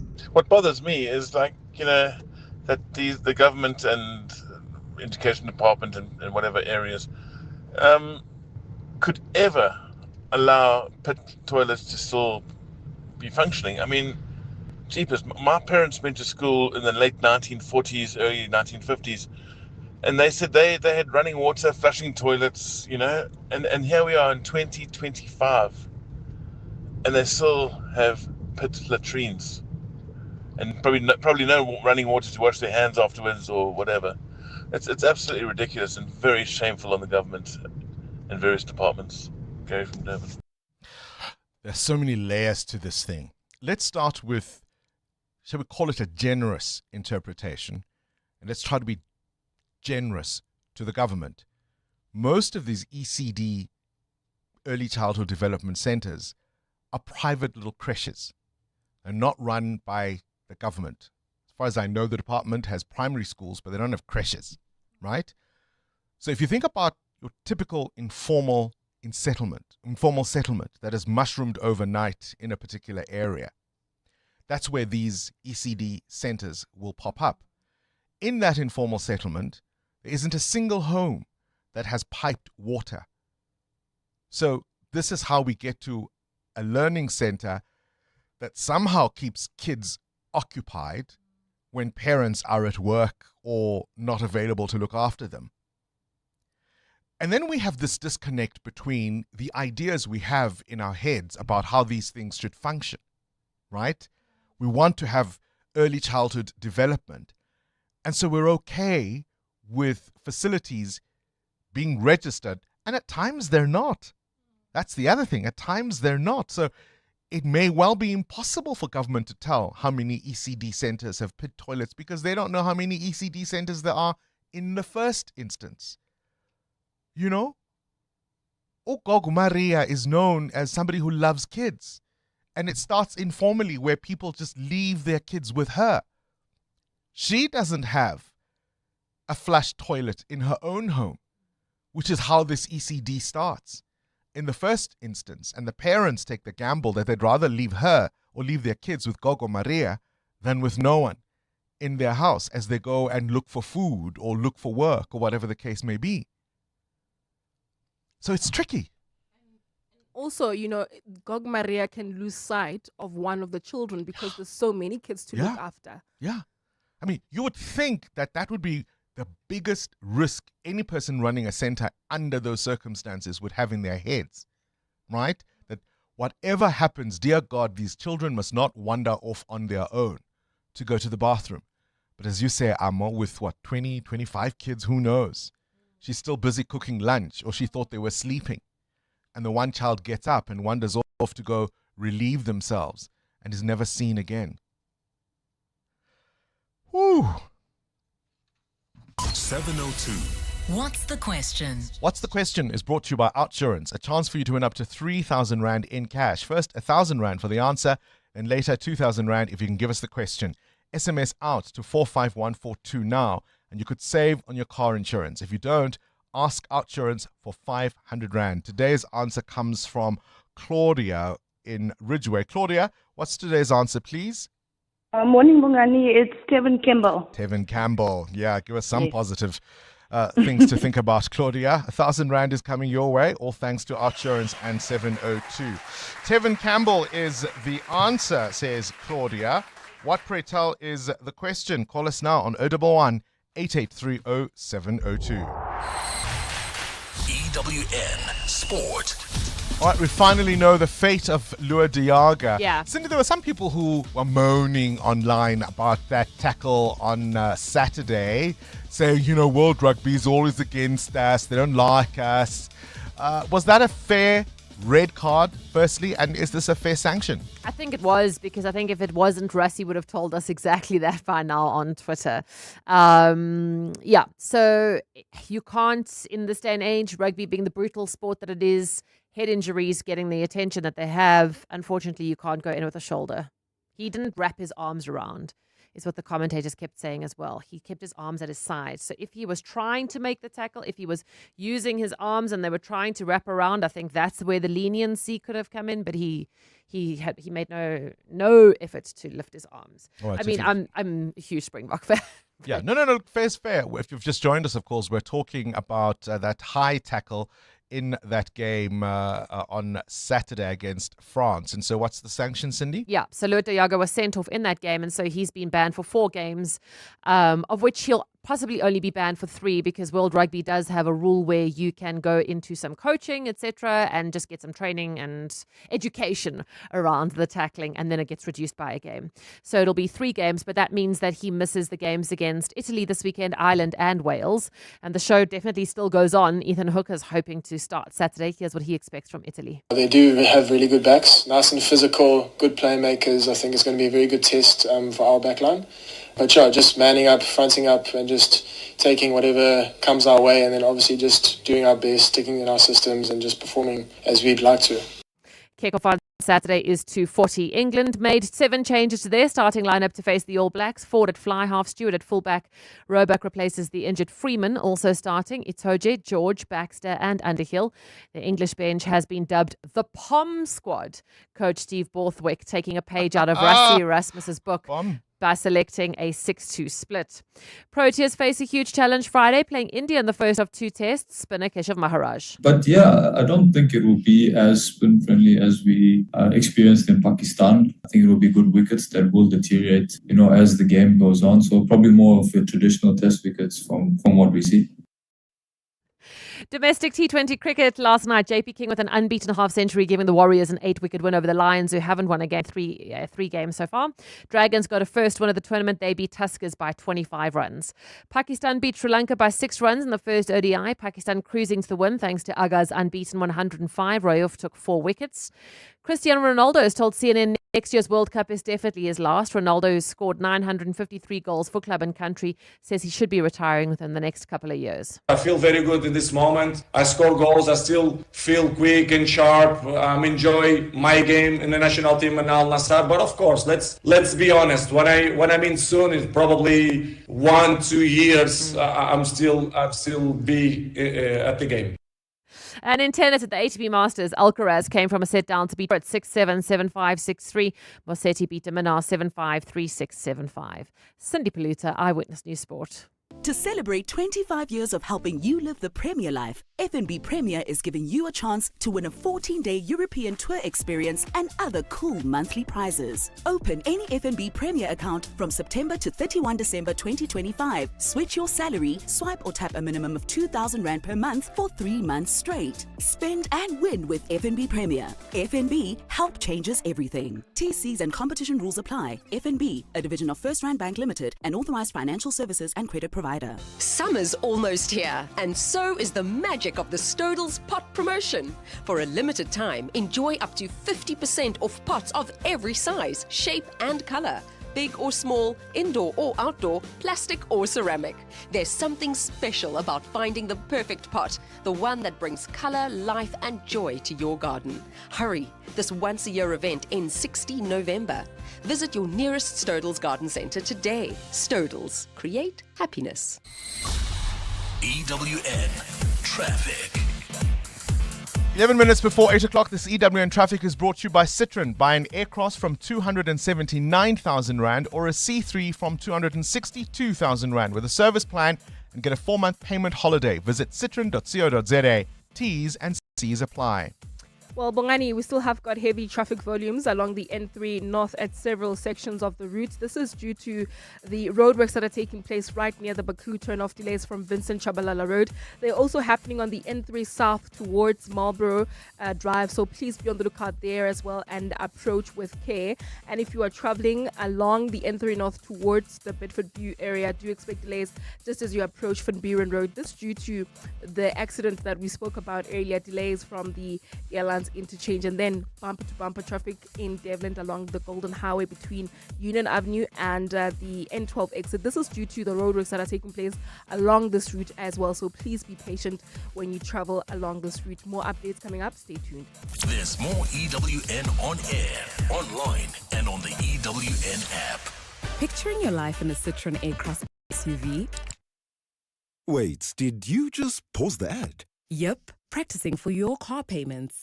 I get it. 4 months, no payments, like a holiday for my wallet.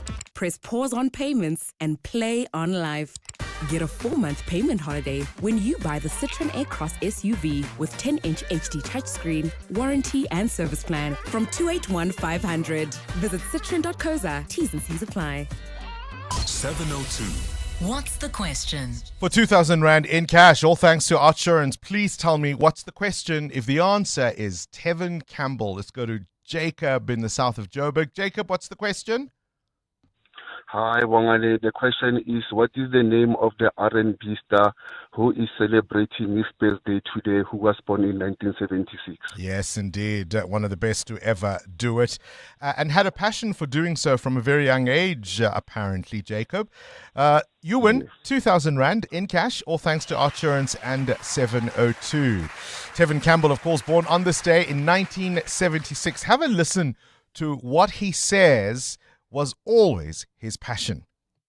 I sang for everybody that asked me to sing. I remember people giving me 50 cents, $1 to sing like You Bring Me Joy, which was one of my favorite songs by Anita Baker. I got bullied a lot in school because I would walk around with my Walkman and just singing to myself. I was infatuated with singing as a kid. My mom actually said I used to go to the speaker and listen to Luther Vandross while I was a toddler and sort of try to mimic what he did coming out of the speaker. Yeah, I was a pretty weird kid, but singing was my thing. I didn't understand why people were so mesmerized by it at the time. I don't think any kid would realize that, but it was just something I enjoyed, that I knew how to do, something that made me comfortable. I saw you standing and I started pretending I knew you and you knew me too.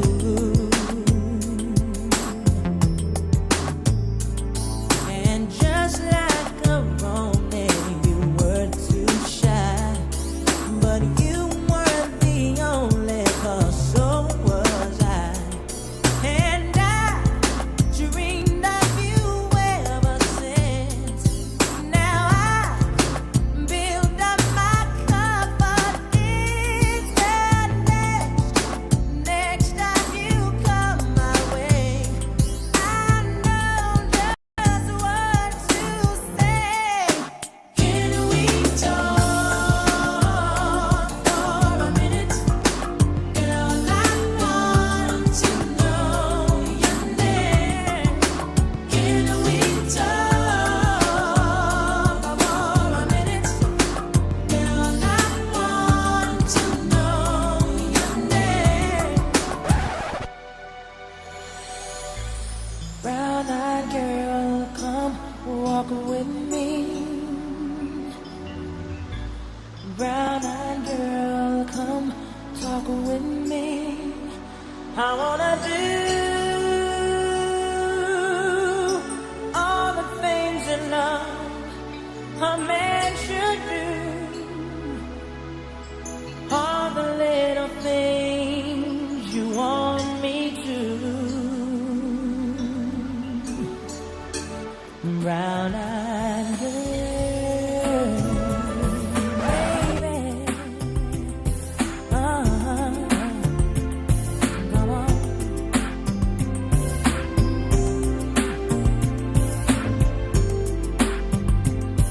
Baby, it was uncool to love me. Oh, man. All right, so Anne has just called us. Anne, you've got a Tevin Campbell story? I do, Bongani. Tell us. My college roommate went to school, high school, with Tevin. It was Buckley School in LA. Oh, wow. And how did she remember him? Everybody knew he was a skinny little kid, and he always, and just as you were saying now, he was always singing. Always singing. It was just the sweetest thing. And where did you go to college, Anne? At Wellesley in Boston. Of course you did. Right? Hillary Clinton's alma mater, eh? Yes. Look at you. Right. Look at here you. we go. Thank you, Anne. We needed that lift up. Yeah, All right. Nane. Thanks, guys. Thank you.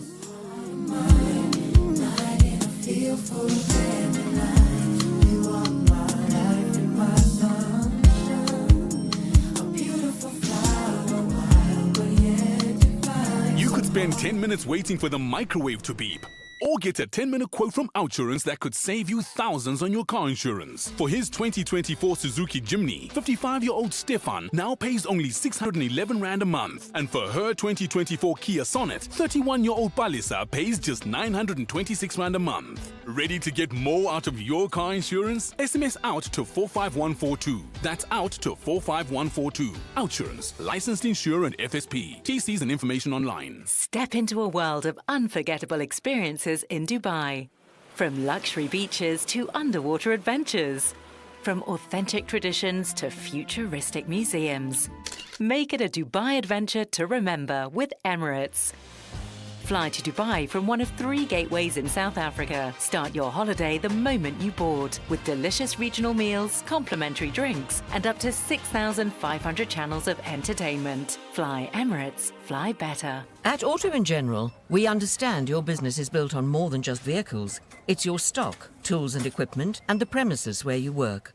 Auto & General Business Insurance is designed for businesses like yours, protecting your assets against fire, theft, storms, and other unexpected events. To protect your livelihood, visit autogen.co.za and get an obligation-free business insurance quote.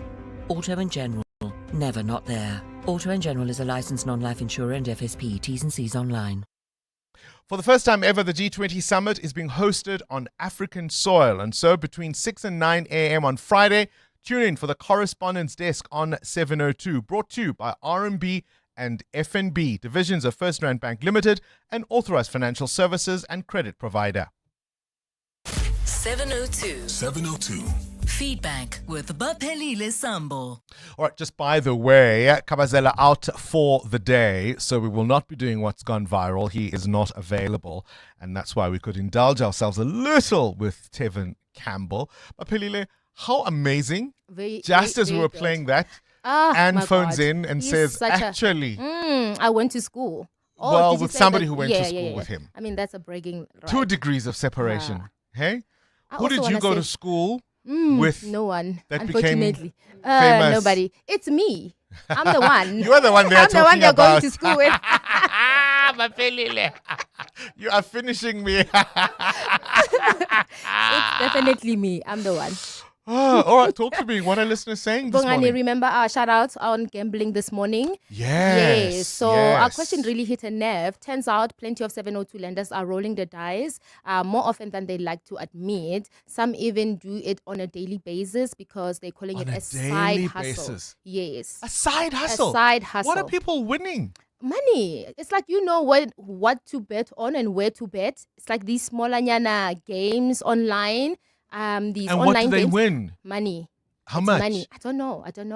I'm not I sure. really how want to much. know, because we were talking, of course, about a warning that many SASSA recipients and even NSFAS. students who are on the NSFAS scheme are using that money to go and gamble. Yep. What are people winning that makes it even a consideration? Somebody actually said, "Who needs a 9 to 5 when you have luck?" Aye. Doesn't it run out? Luck? I mean, I think you're born with it. Are you not? Hi, Luck? Baphelile. You know, Hi. Someone said on the socials that winners know when to stop. Translates to losers keep on playing. Huh? Jeepers. That's oof. I mean, there was That's a another punch. listener who shared that a 3 Rand 50 bet once turned into 15,000 rands. They even bought a camera the next day, but fast forward, they lost that money and it costed them 3 times than what they initially bet with. The house always wins. The house always There's wins. a reason the casino looks fancier than your home. The house always wins. Mhm.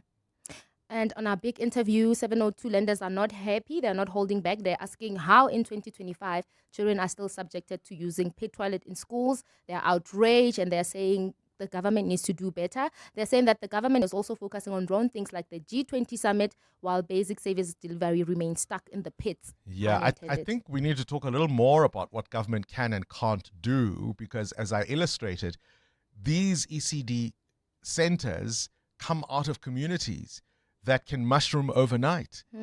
So part of what you have to be able to understand is that not only do we not have an audit of how many ECDs have pit latrines. We don't really necessarily have an audit of how many ECDs exist. Just because not all of the, it's lovely to talk about early childhood development centers like it's an air-conditioned creche, with little Bambis on the wall. No, sometimes it's as simple as a shack, a corrugated iron shack run by a gogo who's also trying to hustle in an informal settlement that wasn't there 2 months ago. That's what we are talking about here. So what can government and what can't government do? We've got to think about that too. This is EWN. The Ekurhuleni Metro Police Department is in the spotlight for all the wrong reasons, and the RAF board comes under harsh criticism for allowing the fund to fail. Good morning, I'm Sfiso Zulu. The Madlanga Commission has been told that a request for bodyguards was made by City of Ekurhuleni officials who were tasked with probing alleged criminal kingpin Vusmuzi Ket Matlala for using the city's blue lights. Matlala was unlawfully granted the blue lights for his private security vehicles following a fraudulent agreement struck between him and an EMPD senior officer in 2021. The officer in question, Julius Mkhwanazi, was the director of specialized services within EMPD at the time. The initial investigation into Mkhwanazi's conduct was seen as a high-risk and a dangerous task. Oren Singh reports. When City of Ekurhuleni officials began probing Julius Mkhwanazi's agreement with criminally accused tender tycoon Vusmuzi Ket Matlala, there was a genuine fear of risk to their lives. Yesterday, former divisional head for employee relations at the City of Ekurhuleni, Xolani Ngqiza, testified before the Madlanga Commission, raising concerns about their safety. Ngqiza, together with EMPD head Isaac Mapuyeye, were given the green light to draft a precautionary suspension letter to serve on Mkhwanazi. Ngqiza referred to messages he sent to the former head of human resources. I indicated that we need bodyguards. That was my first message. My second message was, I'm sorry, but we're going into war here. He says the head of HR was apprehensive, claiming the Tembisa hospital scandal ended up in a murder. This was in direct reference to the case of slain whistleblower Babito Diakoran. Ngqiza will resume his testimony this morning. Arun Singh, Eyewitness News. Meanwhile, the City of Ekurhuleni says it wants to restore public trust in its Metro Police Department following the allegations of widespread corruption. The city yesterday suspended its top cop, Julius Mkhwanazi, over the allegations of the Blue Light saga. The Metro has also announced that it has launched an independent investigation into the alleged corruption at its Metro Police officers.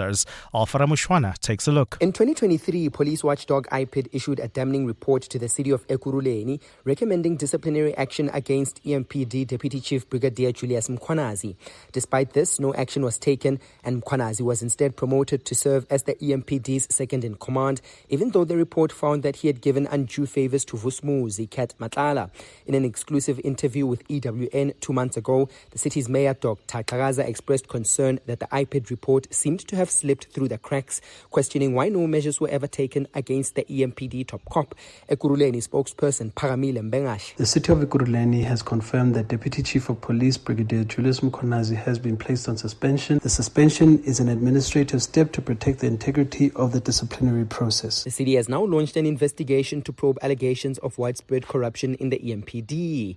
Alfa Ramshwana, Eyewitness News.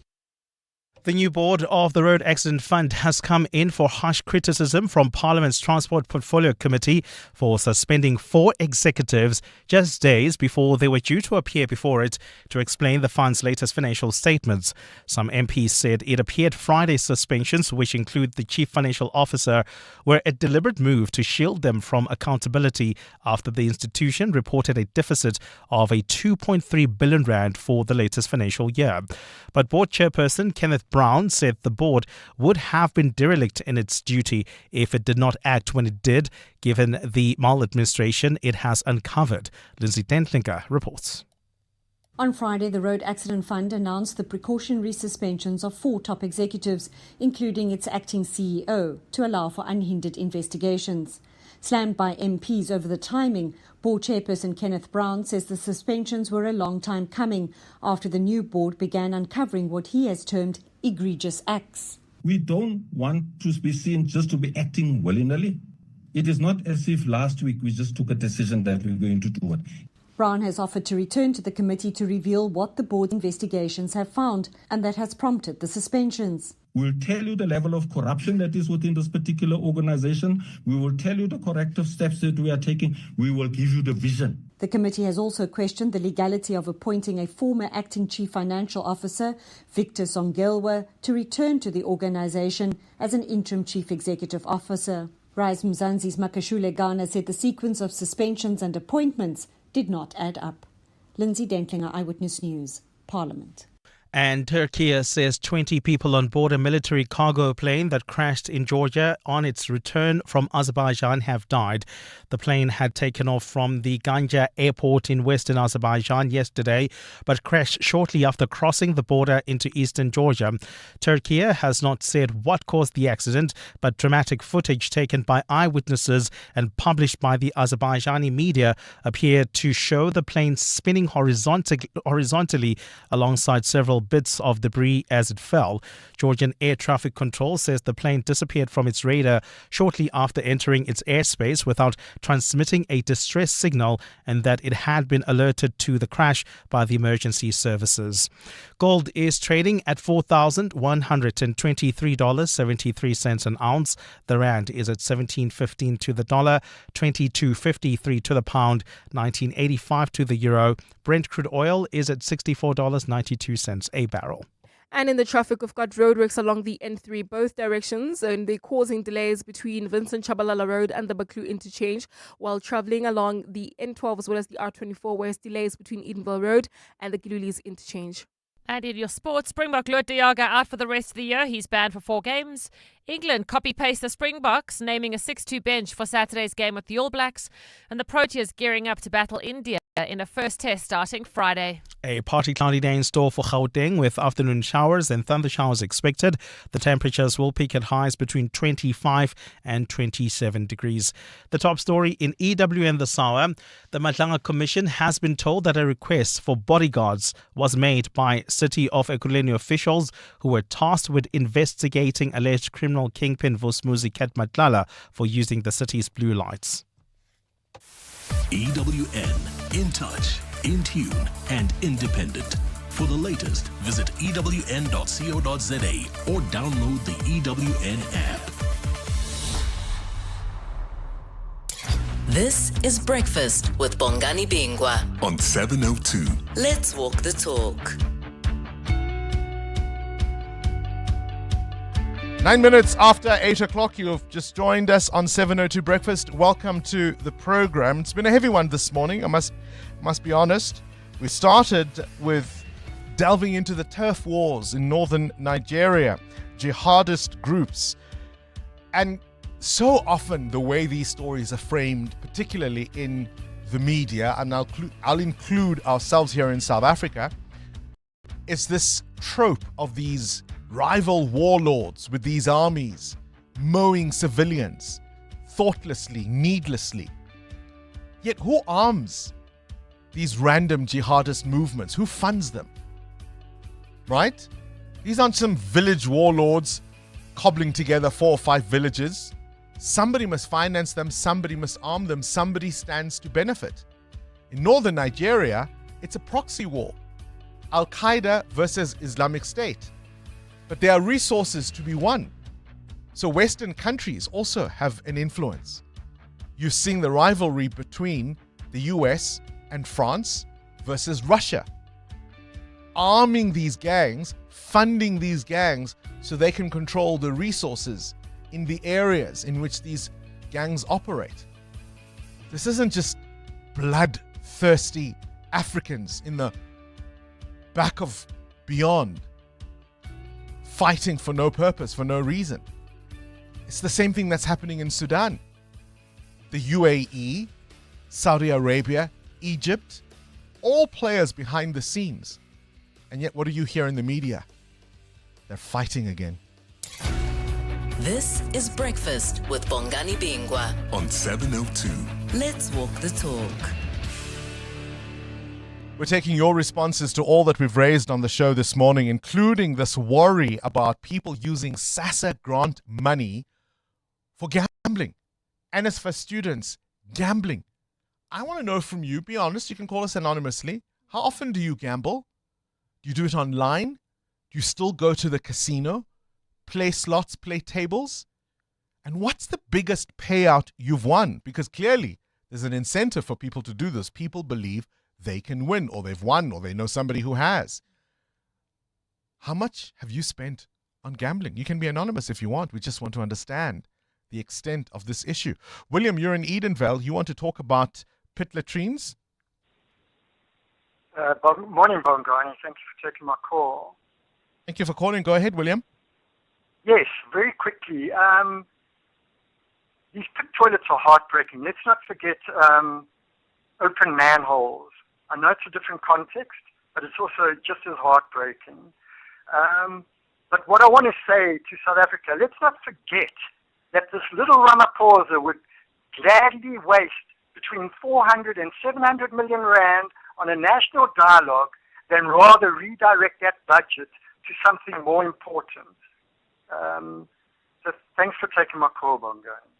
All right. William in Edenvale says all those millions spent on the national dialogue discussing our problems, when they're well known to many of us, perhaps that money could be better spent dealing with something like why we need pit latrines in the first instance. Peter, you're in Midrand. You want to talk about addiction? Good morning. Morning. Hi, how are you? Hi, Peter. Go ahead. Bongani, this thing is like, addiction comes in many ways. People who we point fingers at about drugs are the same people who goes through addiction of gambling. With gambling, you can bet on your last money, the money that you should put petrol on. It tells you can bring something back. Especially if when you start, you can start by winning. You see, if you start by winning, you are in danger, my friend. Yeah. There was a point, I remember there was some point, let me quickly say, there was a point where I had my last 1,000 rand, and I quickly bought a voucher and I put it in. And then luckily, the team that I was betting on was able to score the goals that I suggested, and it was able to give me about 38,000 rand. So that thing stays with you, that I can do, this thing can happen. Like, even if you have the last to buy bread, you say, but if I can buy a 20 rand bread, maybe Chiefs and Pirates can do. It's an addiction. It also, it gives you hope. It gives you hope. It's very bad. It's very bad. Is 38,000 the most you've won, Peter? The 38 was, no, the most that I've won was 52. 52. Of a bet of how much? 52. Of a bet of about, it was about 150, yes, 150 rand. Gosh. And then the 38 was on a bet of 1,000 rand. But in between, you are able to win 1,000 rand, a price 9,000 rand, but let me tell you what it does to us. Yeah. You at some point you can wear a worn jean while you are able to buy a jean, but you can't. You're chasing this betting life. Because as soon as the money comes in, you want more. You want more. You want more. And yes, you keep on saying I can. And in most cases, Bongs, it's especially when your background doesn't look really good. Yeah. You have got that mentality that says, if maybe I'll hit 100, maybe I'll build my mom a wall, maybe I'll add some 2 rooms, maybe it plays with your mind that you can do it. Yeah. Peter? Yes, sir. When last did you gamble? I've been busy. Oh, here's another thing. I've been busy for the past 2 days. I haven't done it. In the last 2 days? The minute you have, in the last 2 days. The reason is I've been busy. Yeah. But the minute you idle and you've got nothing to do, that's why it gets you. Would you say Peter, you're addicted? Yeah, officially with you, Bongs, if we are to agree with each other, I'll say I am. Sure, Peter. Thank you for your honesty, mate. I would say, to tell you the truth, when I look at myself and how I do my things, yes, I am. Would you call Gamblers Anonymous? Yeah, I would call them. Thank you for your honesty, mate. Because you know what it does? Yeah. Most people don't see it. We're chasing money, but in most cases, we also lose people next to us because what you get on gambling is not what you get usually you'll get it after time. Like I say, you would win those 1,000 rand, but not every time. And then you'll get a huge amount, maybe after 3-4 months. What does it do? How much has it taken away from you? A lot. In the meantime, yeah. Peter, appreciate your honesty. Thank you for talking to us. We're talking about being addicted to gambling. Putting Peter to the producers, perhaps we can also give Peter the Gambling Anonymous number. A quick one from John in Santon. You think government has failed us? Why? Look, Bongani, I'm really on your case. When your colleague was raising the point that government has failed us with this pit latrines, and then you're pointing at Gogo and government wouldn't have known that there's such a thing. You know, government and the state are there to make sure that we don't have these informal settlements, first of all. 2, they plan properly for the kids to go to school. 3, infrastructure is planned by government. Only government can make it happen. You know, and that's the problem. And your colleague there was 100% correct. It's government. All right, John, in Santon, that's your view. I mean, of course, we'd love to not have any informal settlement. I'd love the scenario that you are describing to play out as it should. But the reality is we do. And if we blind ourselves to what is and only think about what should be, how do we solve the problems in real life? Hey, Bongs. Bongani, you definitely know how to lift one's spirit. You've definitely lifted my spirits this morning with Tevin Campbell. Thank you, Bongs. Tembile Glenvista. EWN Traffic. 18 after 8, let's catch up with the roads. This EWN Traffic brought to you by Outsurance. SMS out to 45142 now, and you could save on your car insurance. If you don't, ask them for 500 Rand roadworks on the N3 North. Amo? Yes, Bongani, and they are causing delays between Vincent Chabalala Road and the Baklu interchange. Please be on the lookout there. If you're traveling on the N3 South, also do expect delays due to more roadworks between the Baklu interchange and Marlborough Drive. While traveling on the Mark 1 North, we've got delays, bumper-to-bumper traffic between Boysons Road and Carr Street. There's also queuing traffic on the M1 South between the Baklu interchange and Corlett Drive. While traveling in the city of Tshwane, delays on the N1 North. This is between Botha Avenue and Rigel Avenue. More updates coming up. Stay tuned. There's more EWN on air, online, and on the EWN app. The Outsurance pointsmen know that every car on the road carries a story. There's a car with a couple stealing glances at each other. In a week, their lives will change forever as they exchange their I-do's. The Outsurance pointsmen know it's not just a car in traffic, it's a love story on the move. Every story is different and every story matters. That's why the Outsurance pointsmen have been doing what they do since 2005 in proud partnership with 702. Outsurance is a licensed insurer and FSP. The Midday Report. Weekdays, 12 to 1. A huge police operation today to, I suppose, protect the two Ndimande brothers. It's been a long road for the team. We have been anticipating this moment for quite some time. We are leaving nothing to chance. It's a high-risk operation. We are not just dealing with your normal day-to-day criminals. We are dealing with contract killers. They need to come and tell us who sent them to go and kill AKA and tips. We do believe they have the answers. Aklende Mate, Brigadier. The Midday Report. With Mandy Wiener. 12 to 1 on 702. 702. Smart Steve from Momentum. Hello. Steve, you moved to Momentum. Congrats. Thanks. It's Tasha. Listen, the fast-paced life in Josie just isn't working for me. I'm migrating to the Cape. What does that have to do with life insurance? Well, you know I love a glass or three. And I want to age as graciously as a smooth Merlot, not a box of car Bordeaux. Naturally. And I need my critical illness cover to pair with those chill vibes. Of course. With Momentum, you get the most comprehensive critical illness cover in the market. You could say it's a full-bodied offering.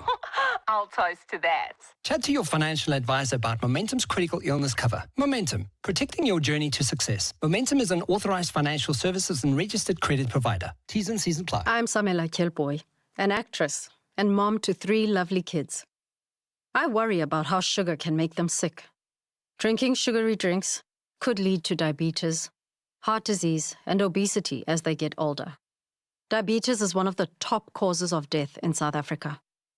I'm joining the fight to demand government puts our health ahead of greedy industry profits. Government must act now. Increase the health promotion levy on sugary drinks. Sign the petition on healer.org. That's HEALA.org. For the first time on African soil, business leaders from across the globe will gather for the B20 Summit in Sandton from 18th to 20th November. On the agenda is inclusive growth and prosperity through global cooperation. Today, the Clement Manyathela Show will be in conversation with Nedbank to discuss all the insights, expectations, and predictions ahead of the summit. So tune in to 702 in conversation with Nedbank, proud sponsors of the B20 Summit. Nedbank is a licensed FSP and registered credit provider. This is Breakfast with Bongani Bingwa on 702. Let's walk the talk. If you're a music lover, this is one for you. An unforgettable experience. Classics on the Turf returns to Johannesburg this Friday, the 14th of November, at the prestigious Killarney Country Club. The power of live orchestral music.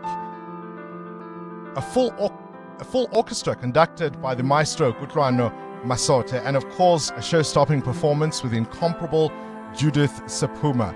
Kutlwano, one of my favorite people in all the world. Welcome to our program and thank you for your time. Classics on the Turf returning. Yeah, it's edition, I think, 9 now. We started this 2 years ago, and we've just had our first outing out of Gauteng 2 weeks ago in a concert with Paul Henry Orchestra in Cape Town. So we're back to our home base at Killarney Country Club with Judith Sephuma. Really excited. And of course, it's about that balance between classics and more modern music. Yeah, so the whole project or the whole property is an amazing coming together of 2 seemingly disparate worlds, turf or lawn sport like golf, etc., during the day, culminating in a concert. So the concert itself is also a melange, if you like, bringing together all these wonderful artists that one probably goes to see in a jazz club or in a stadium, with us who are usually relegated to city halls and Linda auditoriums of this world, orchestras, and having a wonderful music conversation on stages. Is there anything, though, more beautiful than the picturesque environment, the outdoors, and the kind of music you will be conducting? And I love that word, melange. So can you give us a sense of what's on your set list? What will you be playing? Yeah, so there'll be a bit of classical music. So we'll be doing Spring from Vivaldi's Four Seasons, just as an opener, with a wonderful young violinist, Bonolo Khaile, who will be the soloist. And then we get into Judith's set, where she'll be singing old favorites like Memo Tswadi, A Cry and Smile and a Dance, of course, You Stole My Heart Away, etc., all with orchestral accompaniment. And I have to say, we've had some wonderful orchestrators, Mike Campbell from Cape Town, Paul Henry himself orchestrated a couple. These orchestrations date back some 20 years, some of them. And of course, Themba Mkhize, with Nakadi Alela that he orchestrated in 2012. So it all comes together. I've really searched the library or the repository of these wonderful orchestrations of Judith's music to bring them to life again this Friday. What time is it starting? The concert itself is at 6:30. This is, as I mentioned, after a whole day of golf for those who love to play golf and then come to the concert.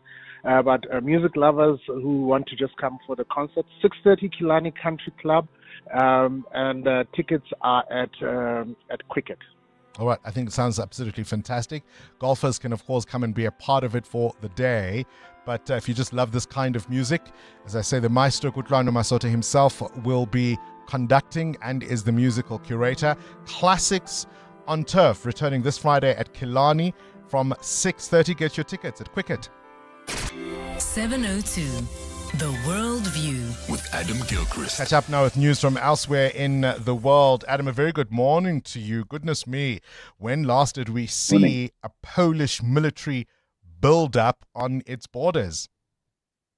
Yes, anything on this scale was Second World War, really, and then it was too little too late, and they were overwhelmed rather too quickly by the Nazis coming from the West. This time they're worried about the threat from the East, so much so there is now an official military readiness drive in Poland, as they call it, fronted by the Prime Minister Donald Tusk. And Poland and most Poles are certainly galvanized by the threat, by Russia's invasion of Ukraine, the ongoing war.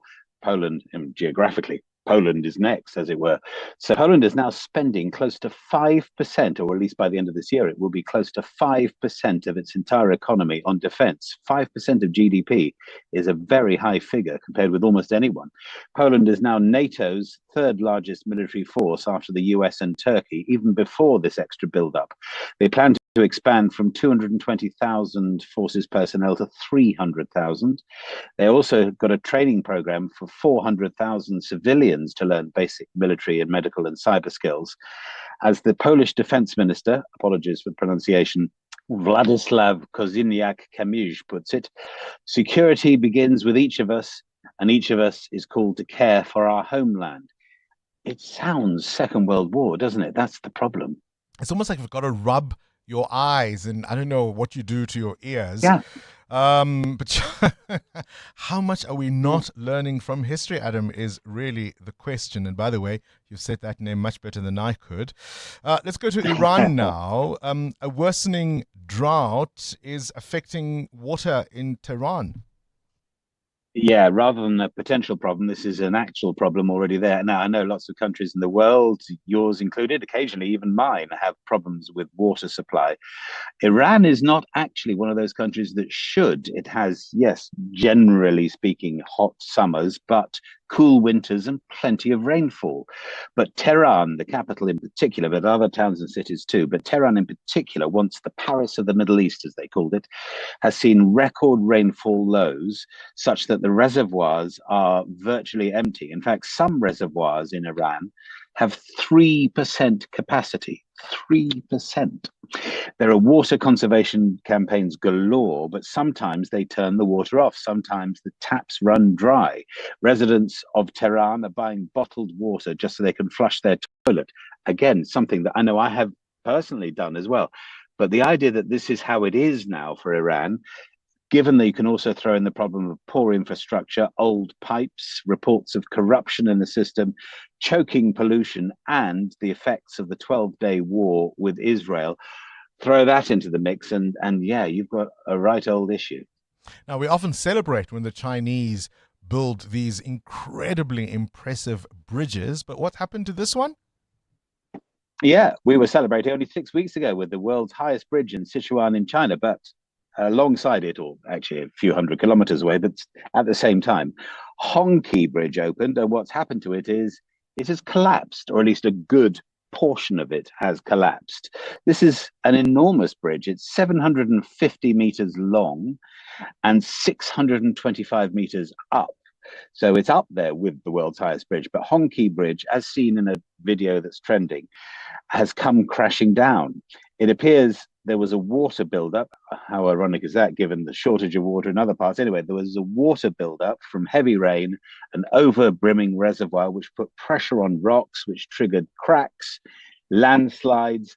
Boom, down came the bridge, or at least a lot of it. The thing is, there was also a railway bridge which collapsed in August, again in a similar part of China. And China has a lot of amazing new bridges and structures. But how amazing, how safe are they, would be the question. And they're very, very high. So the idea that being that high up from the ground, this thing could collapse is a real worry.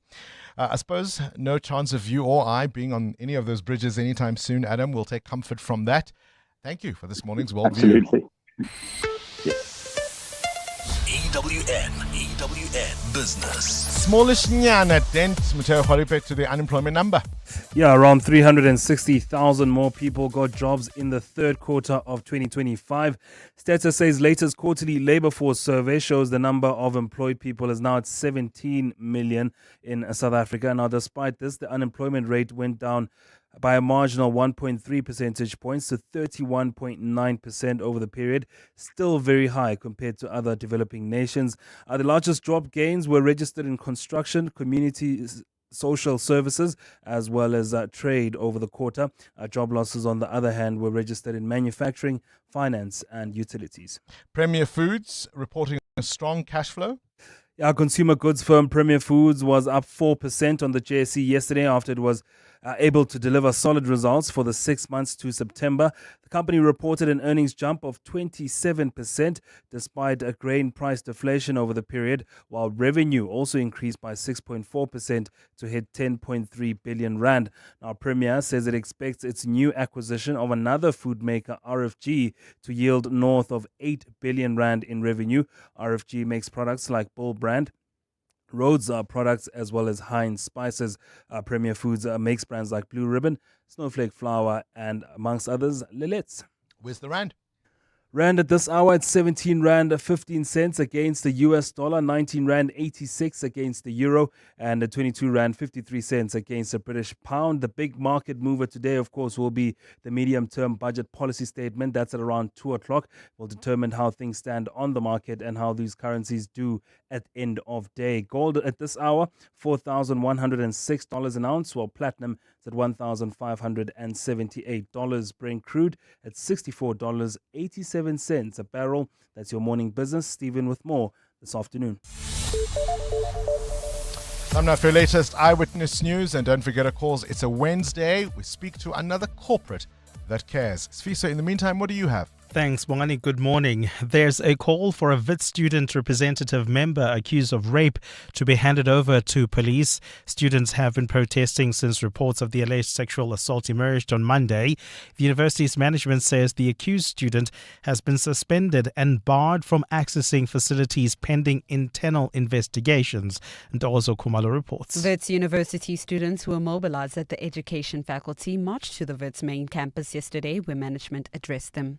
During the protest, management pleaded with the learners to assist them in providing more information about the incident to further their investigations. Students who were gathered at the Great Hall lamented that more needs to be done. Anyone that wants to violate a young woman can just do it, and the institution will then subject it to a private investigation. And now we are saying that with the agency that it is, this must be referred to as the South African Police Service, because you are not law enforcement. Yes.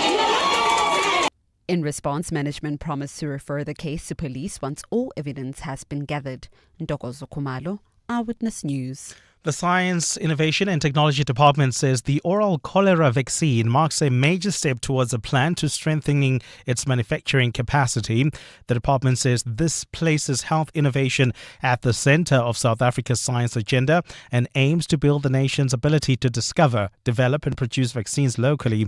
This was shared by the Deputy Minister at a launch of the vaccine in Soweto yesterday. Thando Luhlengcobo was there. The Science, Innovation and Technology Department says the plan also supports the Africa Union's vision for vaccine self-reliance and government's economic recovery plan. Deputy Minister Nomalungelo Gina. Together, when you look at these frameworks, they aim to ensure that by 2040, Africa will be producing at least 60% of the vaccines it requires. She says the oral cholera vaccine, developed by biopharmaceutical company BioVac, forms part of the department's vaccine innovations and manufacturing strategy, which aims to further support vaccine development for other diseases, including Rift Valley, fever, HPV, RSV, and hepatitis B. Thando Hlengcobo, Eyewitness News. And dozens of protesters have clashed with security guards at the COP30 summit in Brazil in a rare incident of violence at the UN climate talks.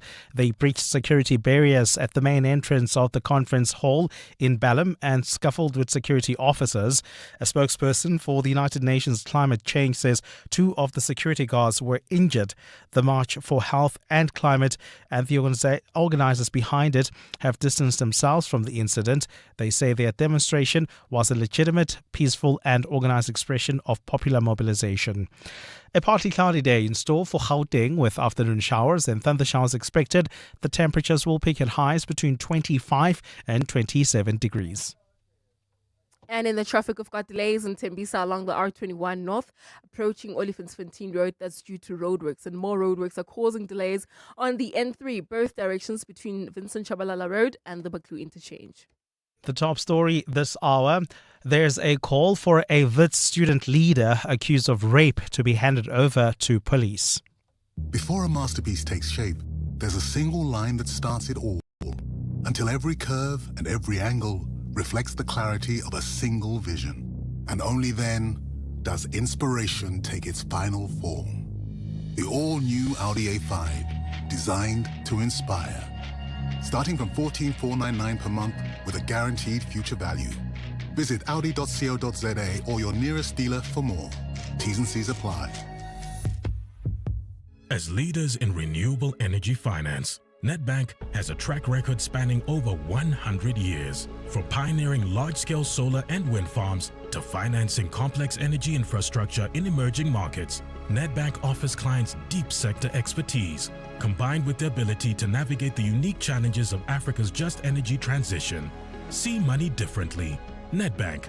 Nedbank is a licensed FSP and registered credit provider. You're with Bongani Bingwa on 702. Taking your calls on 011-883-0702. Been asking you this morning a question around gambling. How much do you spend on gambling? And do you win anything? It comes after, of course, concerns have been raised about particularly NSFAS grant recipients as well as SASSA grant recipients using some of that money to play and to gamble. King, you're in Centurion. This is something you do regularly yourself. Good morning. Morning, Bongs. How are you? I'm good, King. Tell us your story. Yeah, for me, I used to be a professional soccer player, even though I ended at the provincial level. So I do gamble for soccer.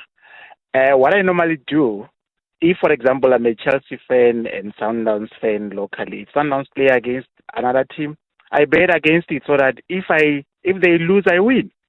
And my budget limit is 200 a month. I play 50 rand every week. If I lose, it's the money that I'm willing to lose, not the money that I don't have. It's the money that I have and I'm willing to lose. The highest I've won was 62,000 in last year, around July. Of how much? My bet was 50 rand. I bet 7 teams. I won them all. Can I tell you something? Can I give you some advice? Don't bet against Sundowns too often, hey? I know. But at least Sundowns is my team. So if they win, I'm happy, Bongs. But if they lose, at least, I can supplement that loss with some bit of cash. Something. But it's not, to be honest with you, I don't advise young people to gamble, especially if you don't have money, because the minute you start gambling with an expectation, that's when you're going to lose. That's a lot when you of go money, down the and drain. it affects your health. Yes. I think the important thing there is having that budget. That 200 rand is your limit, you say, per month.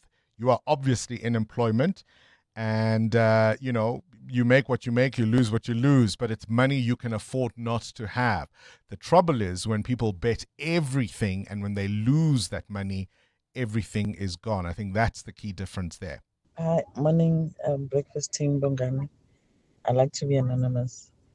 This gambling thing, people think that it's a game, but there is people like myself that is living with somebody that has got a gambling problem.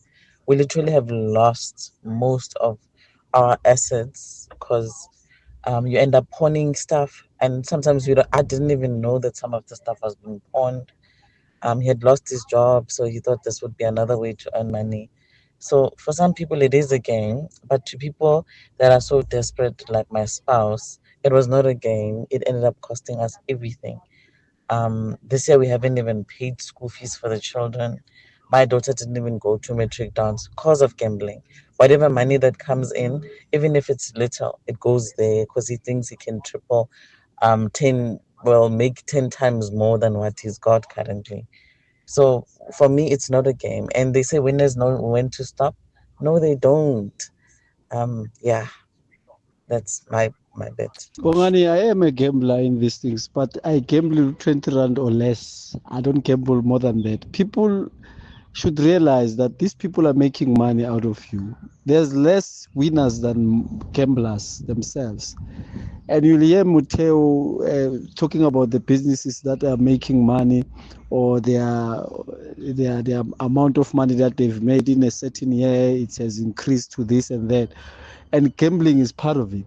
So it clearly shows the people that the people who are making money, it's not you, it's the ones that are actually owning these gambling facilities. And people assume that because somebody has won 100,000, they will win 100,000. Then we go there, a million of us, and 2 people win. It doesn't make sense. Yeah, it's gambling. Yeah, now I know this gentleman, and I hope he's not going to be upset because he might hear my voice. I mean, he said he won close to R1 million. And guess what? It all went back, yeah. And things tend to very worse in his life. I won't disclose more. So, yeah. I've seen in my line of work a lot of people gambling through their banking accounts. And this is actually scary. People use the entire salaries to bank. And this is actually alarming. I wish there was a way in which banks can prevent people from using their banking accounts to make these purchases. I'd like to remain anonymous, but it is alarming at the rate that people are actually gambling. It's the kind of thing that really, really wrecks people's lives, isn't it? EWN Sport. And unfortunately, sport is a part of it, hey? People will be betting and betting and betting and betting. And the problem with gambling, and I'll say these days, is that back in the day, you used to have to drive to a casino. And that casino needed coins. So you had to, you had physical money that you were playing with, right? So there's a psychology around that. You would see it go, etc. But you had to drive there. Now you can gamble 24 hours a day from that little handheld device in your phone, and your family would be none the wiser because your bank account is in your, nobody's going to the bank anymore to deposit money, take out money, etc., etc. It's all happening. The money go. There's no off switch anymore to gambling. And I think it truly is a crisis in our country at the moment, the amount of families that have been absolutely devastated. And so if you are at the moment struggling and you are finding yourself in a situation where you do want to stop and you don't know where to start, reach out to an organization like SADAG, South African Depression and Anxiety Group. They've got a toll-free number. They're open 24 hours a day, and they will direct you in the right place. I used to work in a casino. I remember people waiting at ATMs, waiting for midnight, because they'd reached their daily limit from the day before. Yeah. And so at midnight, all the lines of the ATMs would be full of people trying to withdraw their next daily limit. I remember kids not being put in some facility as often retirees. Yeah. Retirees were often the biggest addicts of this thing. And as you say, with technology and how easier it is to do it these days, it's become a whole lot worse. And it's a real worry. Gamblers Anonymous is another number that you can, of course, also try to dial. Let's talk rugby, Cindy. Yep, Springbok sides play Italy will be named tomorrow, and Lurt Diago won't be on the list. He's banned for 4 games for a red card in the France game. Boks still have to play Italy, Ireland and Wales. The Boks' ability to switch positions and win with 14 men has been the biggest talking point. One of those players is Ethan Hooker, able to switch between centre and wing. I wouldn't say there's a preference for me. I think I love being able to play multiple positions. I think it widens my game, and I'd want to be as versatile as I can and just give the coaches as much of an opportunity to play me wherever they feel is fit. So no preference for me. As long as I'm on the field, that's what matters. Kickoff on Saturday is 2:40. England coach Steve Borthwick has taken a page out of coach Rassie Erasmus's book, naming a 6-2 split on the bench to play the All Blacks on Saturday. There's 7 changes to the starting lineup. In cricket, the Proteas face a huge challenge Friday. They're playing India in the first of 2 tests. Spinner Keshav Maharaj. But I think there's a real preciseness about how we've gone about our business throughout this cycle so far, and in the previous cycle in the sub. So just focusing on those things and focusing on the skills that we do really well as a unit. I think partnerships have been a big one for us, but also to see the characters whenever someone needs to put their hand up, it's shared amongst the group wholeheartedly. At the Under-17 FIFA World Cup, it's the knockout stage. South Africa, ranked 11th, will play Japan, ranked 10th in the world, and that'll be in the round of 32 on Saturday, 3:30. Domestic T20 cricket, the Lions in 3 games played have yet to win. Last night, they lost to the Warriors by 8 wickets. The Dragons beat the Tuskers by 25 runs. In tennis, at the ATP Masters today, Shelton up against Auger-Aliassime first, then followed by Sinner playing Zverev. Yesterday, Alcaraz and Musetti both getting wins. And just a reminder, Bongani, if you do have a gambling addiction, it doesn't make you any less of a person, and it happens to everybody, because we saw Hansi Cronje himself, the Proteas cricket captain himself, fell to the bookies. That was a form of gambling. That was a form of addiction. It is just reach out and get the help. It doesn't make you weak to ask for help. Never does. Cindy Paluta, Eyewitness News Sport. EWN Traffic. 14 to 9, let's wrap up the morning's traffic. Amo? Well, heading towards the city of Tshwane via the R21 North, do expect delays. Roadworks are taking place along this route. This is right near the Olifantsfontein Road off-ramp, about a 15-minute hold-up there. There's also roadworks taking place on the N3, both directions, the N3 South and the N3 North, and delays between Vincent Chabalala Road and the Baku interchange. While heading towards Melrose, do expect delays on the M1 South between the Baku interchange and the Corlett Drive. Peak time pressure there. More updates coming up at the top of the hour. Stay tuned. There's more EWN on air, online, and on the EWN app. To sell or not to sell? That's the question. Whether selling a car, bike, boat, or bakkie, We Buy Cars offers instant payment and a stress-free experience. Simply complete the form on webuycars.co.za for the best offer. Trading in or shopping for your next ride, explore over 10 or even over 12,000 vehicles online, or visit We Buy Cars in-store. Whether buying or selling, head to We Buy Cars today. PSG Asset Management sees opportunities others have missed. Like that stock, once up, now down. We thought good price and started our in-depth research there. Turns out it was a quality undervalued company working hard to restore market confidence to deliver soaring returns when they did. Because for us, a good price is just the beginning. To partner with us, contact your financial advisor or visit psg.co.za. PSG Asset Management Pty Limited is an authorized financial services provider and part of PSG Financial Services Group, a licensed controlling company. The Money Show. Weekday evenings at 6. You will have seen so many concerns from so many people in our society about the industry that you're a big player in. Do you share those concerns? Does it worry you? We do. We are worried, especially about the advertising legislation and the advertising in general. I mean, we have been waiting for this new legislation and we have been waiting for changes. The Lotto Star CEO, Tasula Haji-Georgiou. The Money Show on 702. Let's walk the talk.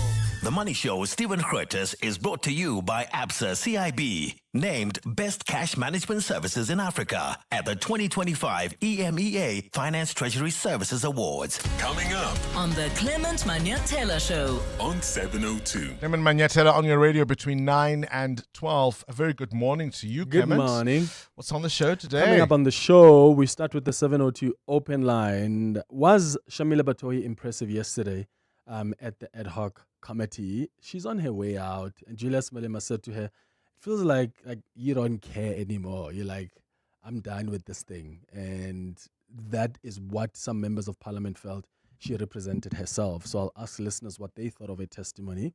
But also, I want us to really look at the issue of Julius Mkhwanazi, this acting head of the Ekurhuleni police. I have done interviews. In fact, I should bring out one interview I've done. I remember there was a time when Julius Mkhwanazi was investigated on this issue of blue lights. The investigation found that there was gross dishonesty on his part. He had lied. And they found that there was abuse of power. And you know what happened after the investigation was concluded? He returned to work. And I remember asking the spokesperson of the Ekurhuleni Metro, how does that make sense? You suspended someone because you thought they've done something untoward. You have established that they have. And they're just returning to work. They couldn't explain it. So I'll bring back that interview and play it. I think the city needs to be held accountable for having protected this man for too long. Between 10 and 11 o'clock, we do our healing hour. And today we're healing from the wounds that have been caused by adultery for children. Children who are traumatized from having witnessed and seen their parents, either of their parents do that. 11 o'clock, we do our Listener's Choice feature. Today we're discussing the issue of self-defense and how valid it is as a defense in law. we'll look at our South African law, and then we wrap up the show at 11:30 with the sharing space. All right, Clement Manyatela between 9 and 12. Summer just got extra with Vodacom's free gifts on summer deals, like the Samsung Galaxy A56 on a 1 gig red core plan for just $399 per month over 36 months. Save $1,080 and get a free Samsung charger worth $499 and Samsung Galaxy Buds Core worth $999, redeemable via Samsung Members app. Available in-store only. T's and C's apply. Further together, Vodacom. Access to the internet is vital for any country to grow. That's why the recent 6.75 billion rand digital infrastructure deal that Standard Bank Corporate and Investment Banking facilitated between Telkom and an Actors-led consortium is so transformational for South Africa. It unlocks growth and provides internet access to underserved communities who will now have access to the internet for the very first time. Search CIB Stories of Impact to watch the full story. Standard Bank is an authorized FSP and registered credit provider. T's and C's apply. Looking for big savings this Black Friday? Well, Outsurance has got the deal. Get a quote, and if they can't beat your current car insurance premium, ask them for 500 Rand. They'll make it 1,500 Rand if you've been claim-free with the same insurer for 3 years. You could get monthly premium savings or at least 500 bucks back. Get more. SMS out to 45142. Outsurance is a licensed insurer and FSP. This is Breakfast with Bongani Bingwa on 702. Let's walk the talk. I say it every week, so you've heard me say it before, and I'm going to say it again. Wednesdays, of course, are my favorite day of the week because it's another edition of Corporates That Care. And today I'm so pleased to tell you, perhaps one of my favorite corporates, Exclusive Books. Grattan Kirk is the CEO, and he joins us now in the studio. A very good morning to you, firstly, and it's great to have you on 702 Breakfast. Yeah, thanks, Bongani, and for the opportunity for us to present to you today and talk about our little charity. My journey with Exclusive Books begins at that first store in the middle of Hillbrow. Right. Can you believe it? 74 How years. Times have changed. 74 years. How times have changed. We've been going. All right, why are you a corporate that cares? Well, firstly, thanks to 702 and Prime Media, because I don't think we get an opportunity to showcase some of the work that corporates do. But in our case, earlier in the year, we got an opportunity to meet with Ojiji, which is a charity. They came to us with the Little Artist School, and this is kids from downtown Johannesburg who have from orphanages and shelters and various homes and backgrounds who come into the art school every day. There's 130 of them registered at the moment. It's been going for 30 years, but they paint. And then what Ojiji tried to do was to try and commercialize their artwork, their paintings. So they came to us and said, what do you think? So we thought, okay, well, we do Christmas is coming up. We've got Heritage Day. Let's do a whole lot of take the kids' pictures and convert them into wrapping paper, little journals. We do. If you're watching us, by the way, now on our YouTube feed, you can see exactly what we are talking about. Some of this wrapping paper that you've brought in. It looks absolutely fantastic. Well, it's the kids paint during the day and after school, and then they take this beautiful art, and they commercialize it. So they try and make it something that can be sold. We have tote bags, we have gift cards, with little journals, pocket journals, and we put them in our stores, and we sold them on Heritage Day this year, and we're selling now for Christmas. And so all the proceeds go back into Little Artist School. And they're beautiful because, I mean, it's not like your typical child's, artwork, bless their little hearts. This stuff looks really professional. Yes, it is. That's what Ojiji does. It tries to commercialize the art because obviously, they do art exhibitions and the like, but the school runs on complete donations. There's no contributions from municipalities or government. There's nothing coming from the lottery anymore. So effectively, they're relying totally on external donations and opportunities like ours. So my call out would be like, come to the store, buy the art, buy the gift wrap, and then all that money goes back into the school. Yeah, I mean, this festive season, and there's lots of us who are going to be buying presents, right? And so if you need wrapping paper, if you need a gift bag, pop into exclusive books and look for this specific, is it branded in a particular way? Yes, it's we've got certain sections of the store that are dedicated to this particular campaign. So it's clearly marked, the Little Artist School. Is that what it would be? Yes. You'll see it, or you ask any of the staff. Some of the, I mean, not in all the stores, Bongani, but in a majority of the stores, you'll find it in one particular location. So it's easy enough to find. It works better when it's merchandised together. And of course, I mean, being a bookstore, being a book chain store, you would be interested in the creative arts. You'd be interested in young minds opening up and budding in this beautiful way. Yeah, well, I mean, the tragedy is there's not enough young people reading, as you know. The statistics are appalling. But when you go to the studio, you'll see these little kids that come from school. They're in their uniforms. They're disciplined. Sit down and they create. It occupies their mind from a creativity point of view. It gives them purpose, and so many of them have come out of this little art school and have done really well. I've actually got into new art schools, started their own businesses. It teaches them the discipline, and it gives them purpose. And otherwise they'd be on the street. And art design is a viable career. I mean, not just in terms of being, say, book illustrators, to come up with some of these unique patterns and designs. Those are an absolutely lucrative career. Well, if you think about it, so many of them have come through the school over the last 30 years under Ed's tutelage that have actually done really, really well in other careers. Some of them started their own businesses, so they've learned the discipline that happened in the school.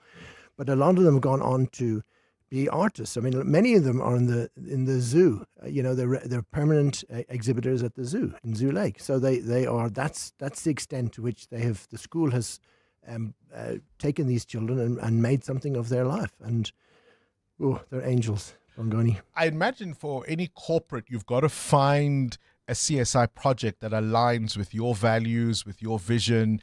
And so often it's about meeting immediate needs and perhaps not thinking about giving a long-term skill that can be converted into employment and businesses and so on. Why is it important for you to support artistic expression? Well, as an example, last month we had the privilege of, with community assisting schools, we built a library and helped build a library at H.A. Jack, which is, it's a very mature school, but their library had fallen into complete disrepair. So, I got so many messages from these little kids to say, wow, like just a chair, a place of haven, like just the tranquility.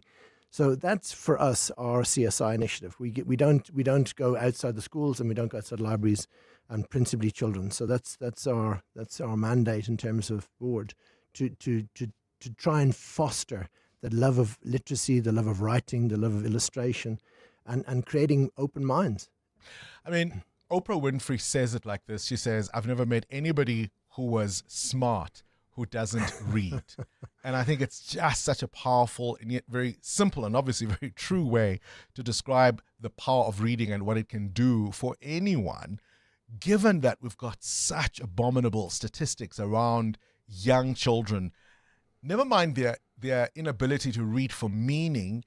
We're now being told up to grade 3, children see squiggles. Don't even know the ABCs. 1, 2, 3s. Now, how are we ever going to have an educated society where your primary and basic education needs are not met? So you can't do maths, you can't do English, your ability to go and find a job is completely under compromised. So that's what we try and do, and that's what everybody in South Africa has got to remember, that if you don't have a basic education, it's going to be really, really difficult to move forward in life. I like physical books. You've seen me many times at your stores, if nothing else, because I like people coming into my house and seeing what I'm reading. But how are you dealing with all of the new technologies that are coming out, the emergence of e-books, AI, for example, these apps that can read the book for you and summarize it in 45 minutes? How are you dealing with all of those new entrants into this space? So the feedback is it's me time. I've had enough of screen time. I've been sitting on my computer all day. I've been sitting on my phone all day. I just want a little bit of me time. That's the first thing. Young adults has been amazing. So Book Talk has been amazing for the industry in terms of bringing the newer, and it's quite cool and hip hop and happening to read a book or be seen with reading a book. That's brought a lot of youth into the industry. And then lastly, AI. AI is getting a bit of a backlash at the moment because people are saying, if it's AI, I don't want to read it. It feels false to them. It doesn't create, new authors, they're just copying historical rights or works. So the publishers are pushing back heavily against AI, and people are using AI. And if it's not disclosed, we won't put it on the shelf. Interested. I love the idea of book talk. I follow many creators. I'm part of a book club. We read a lot of books.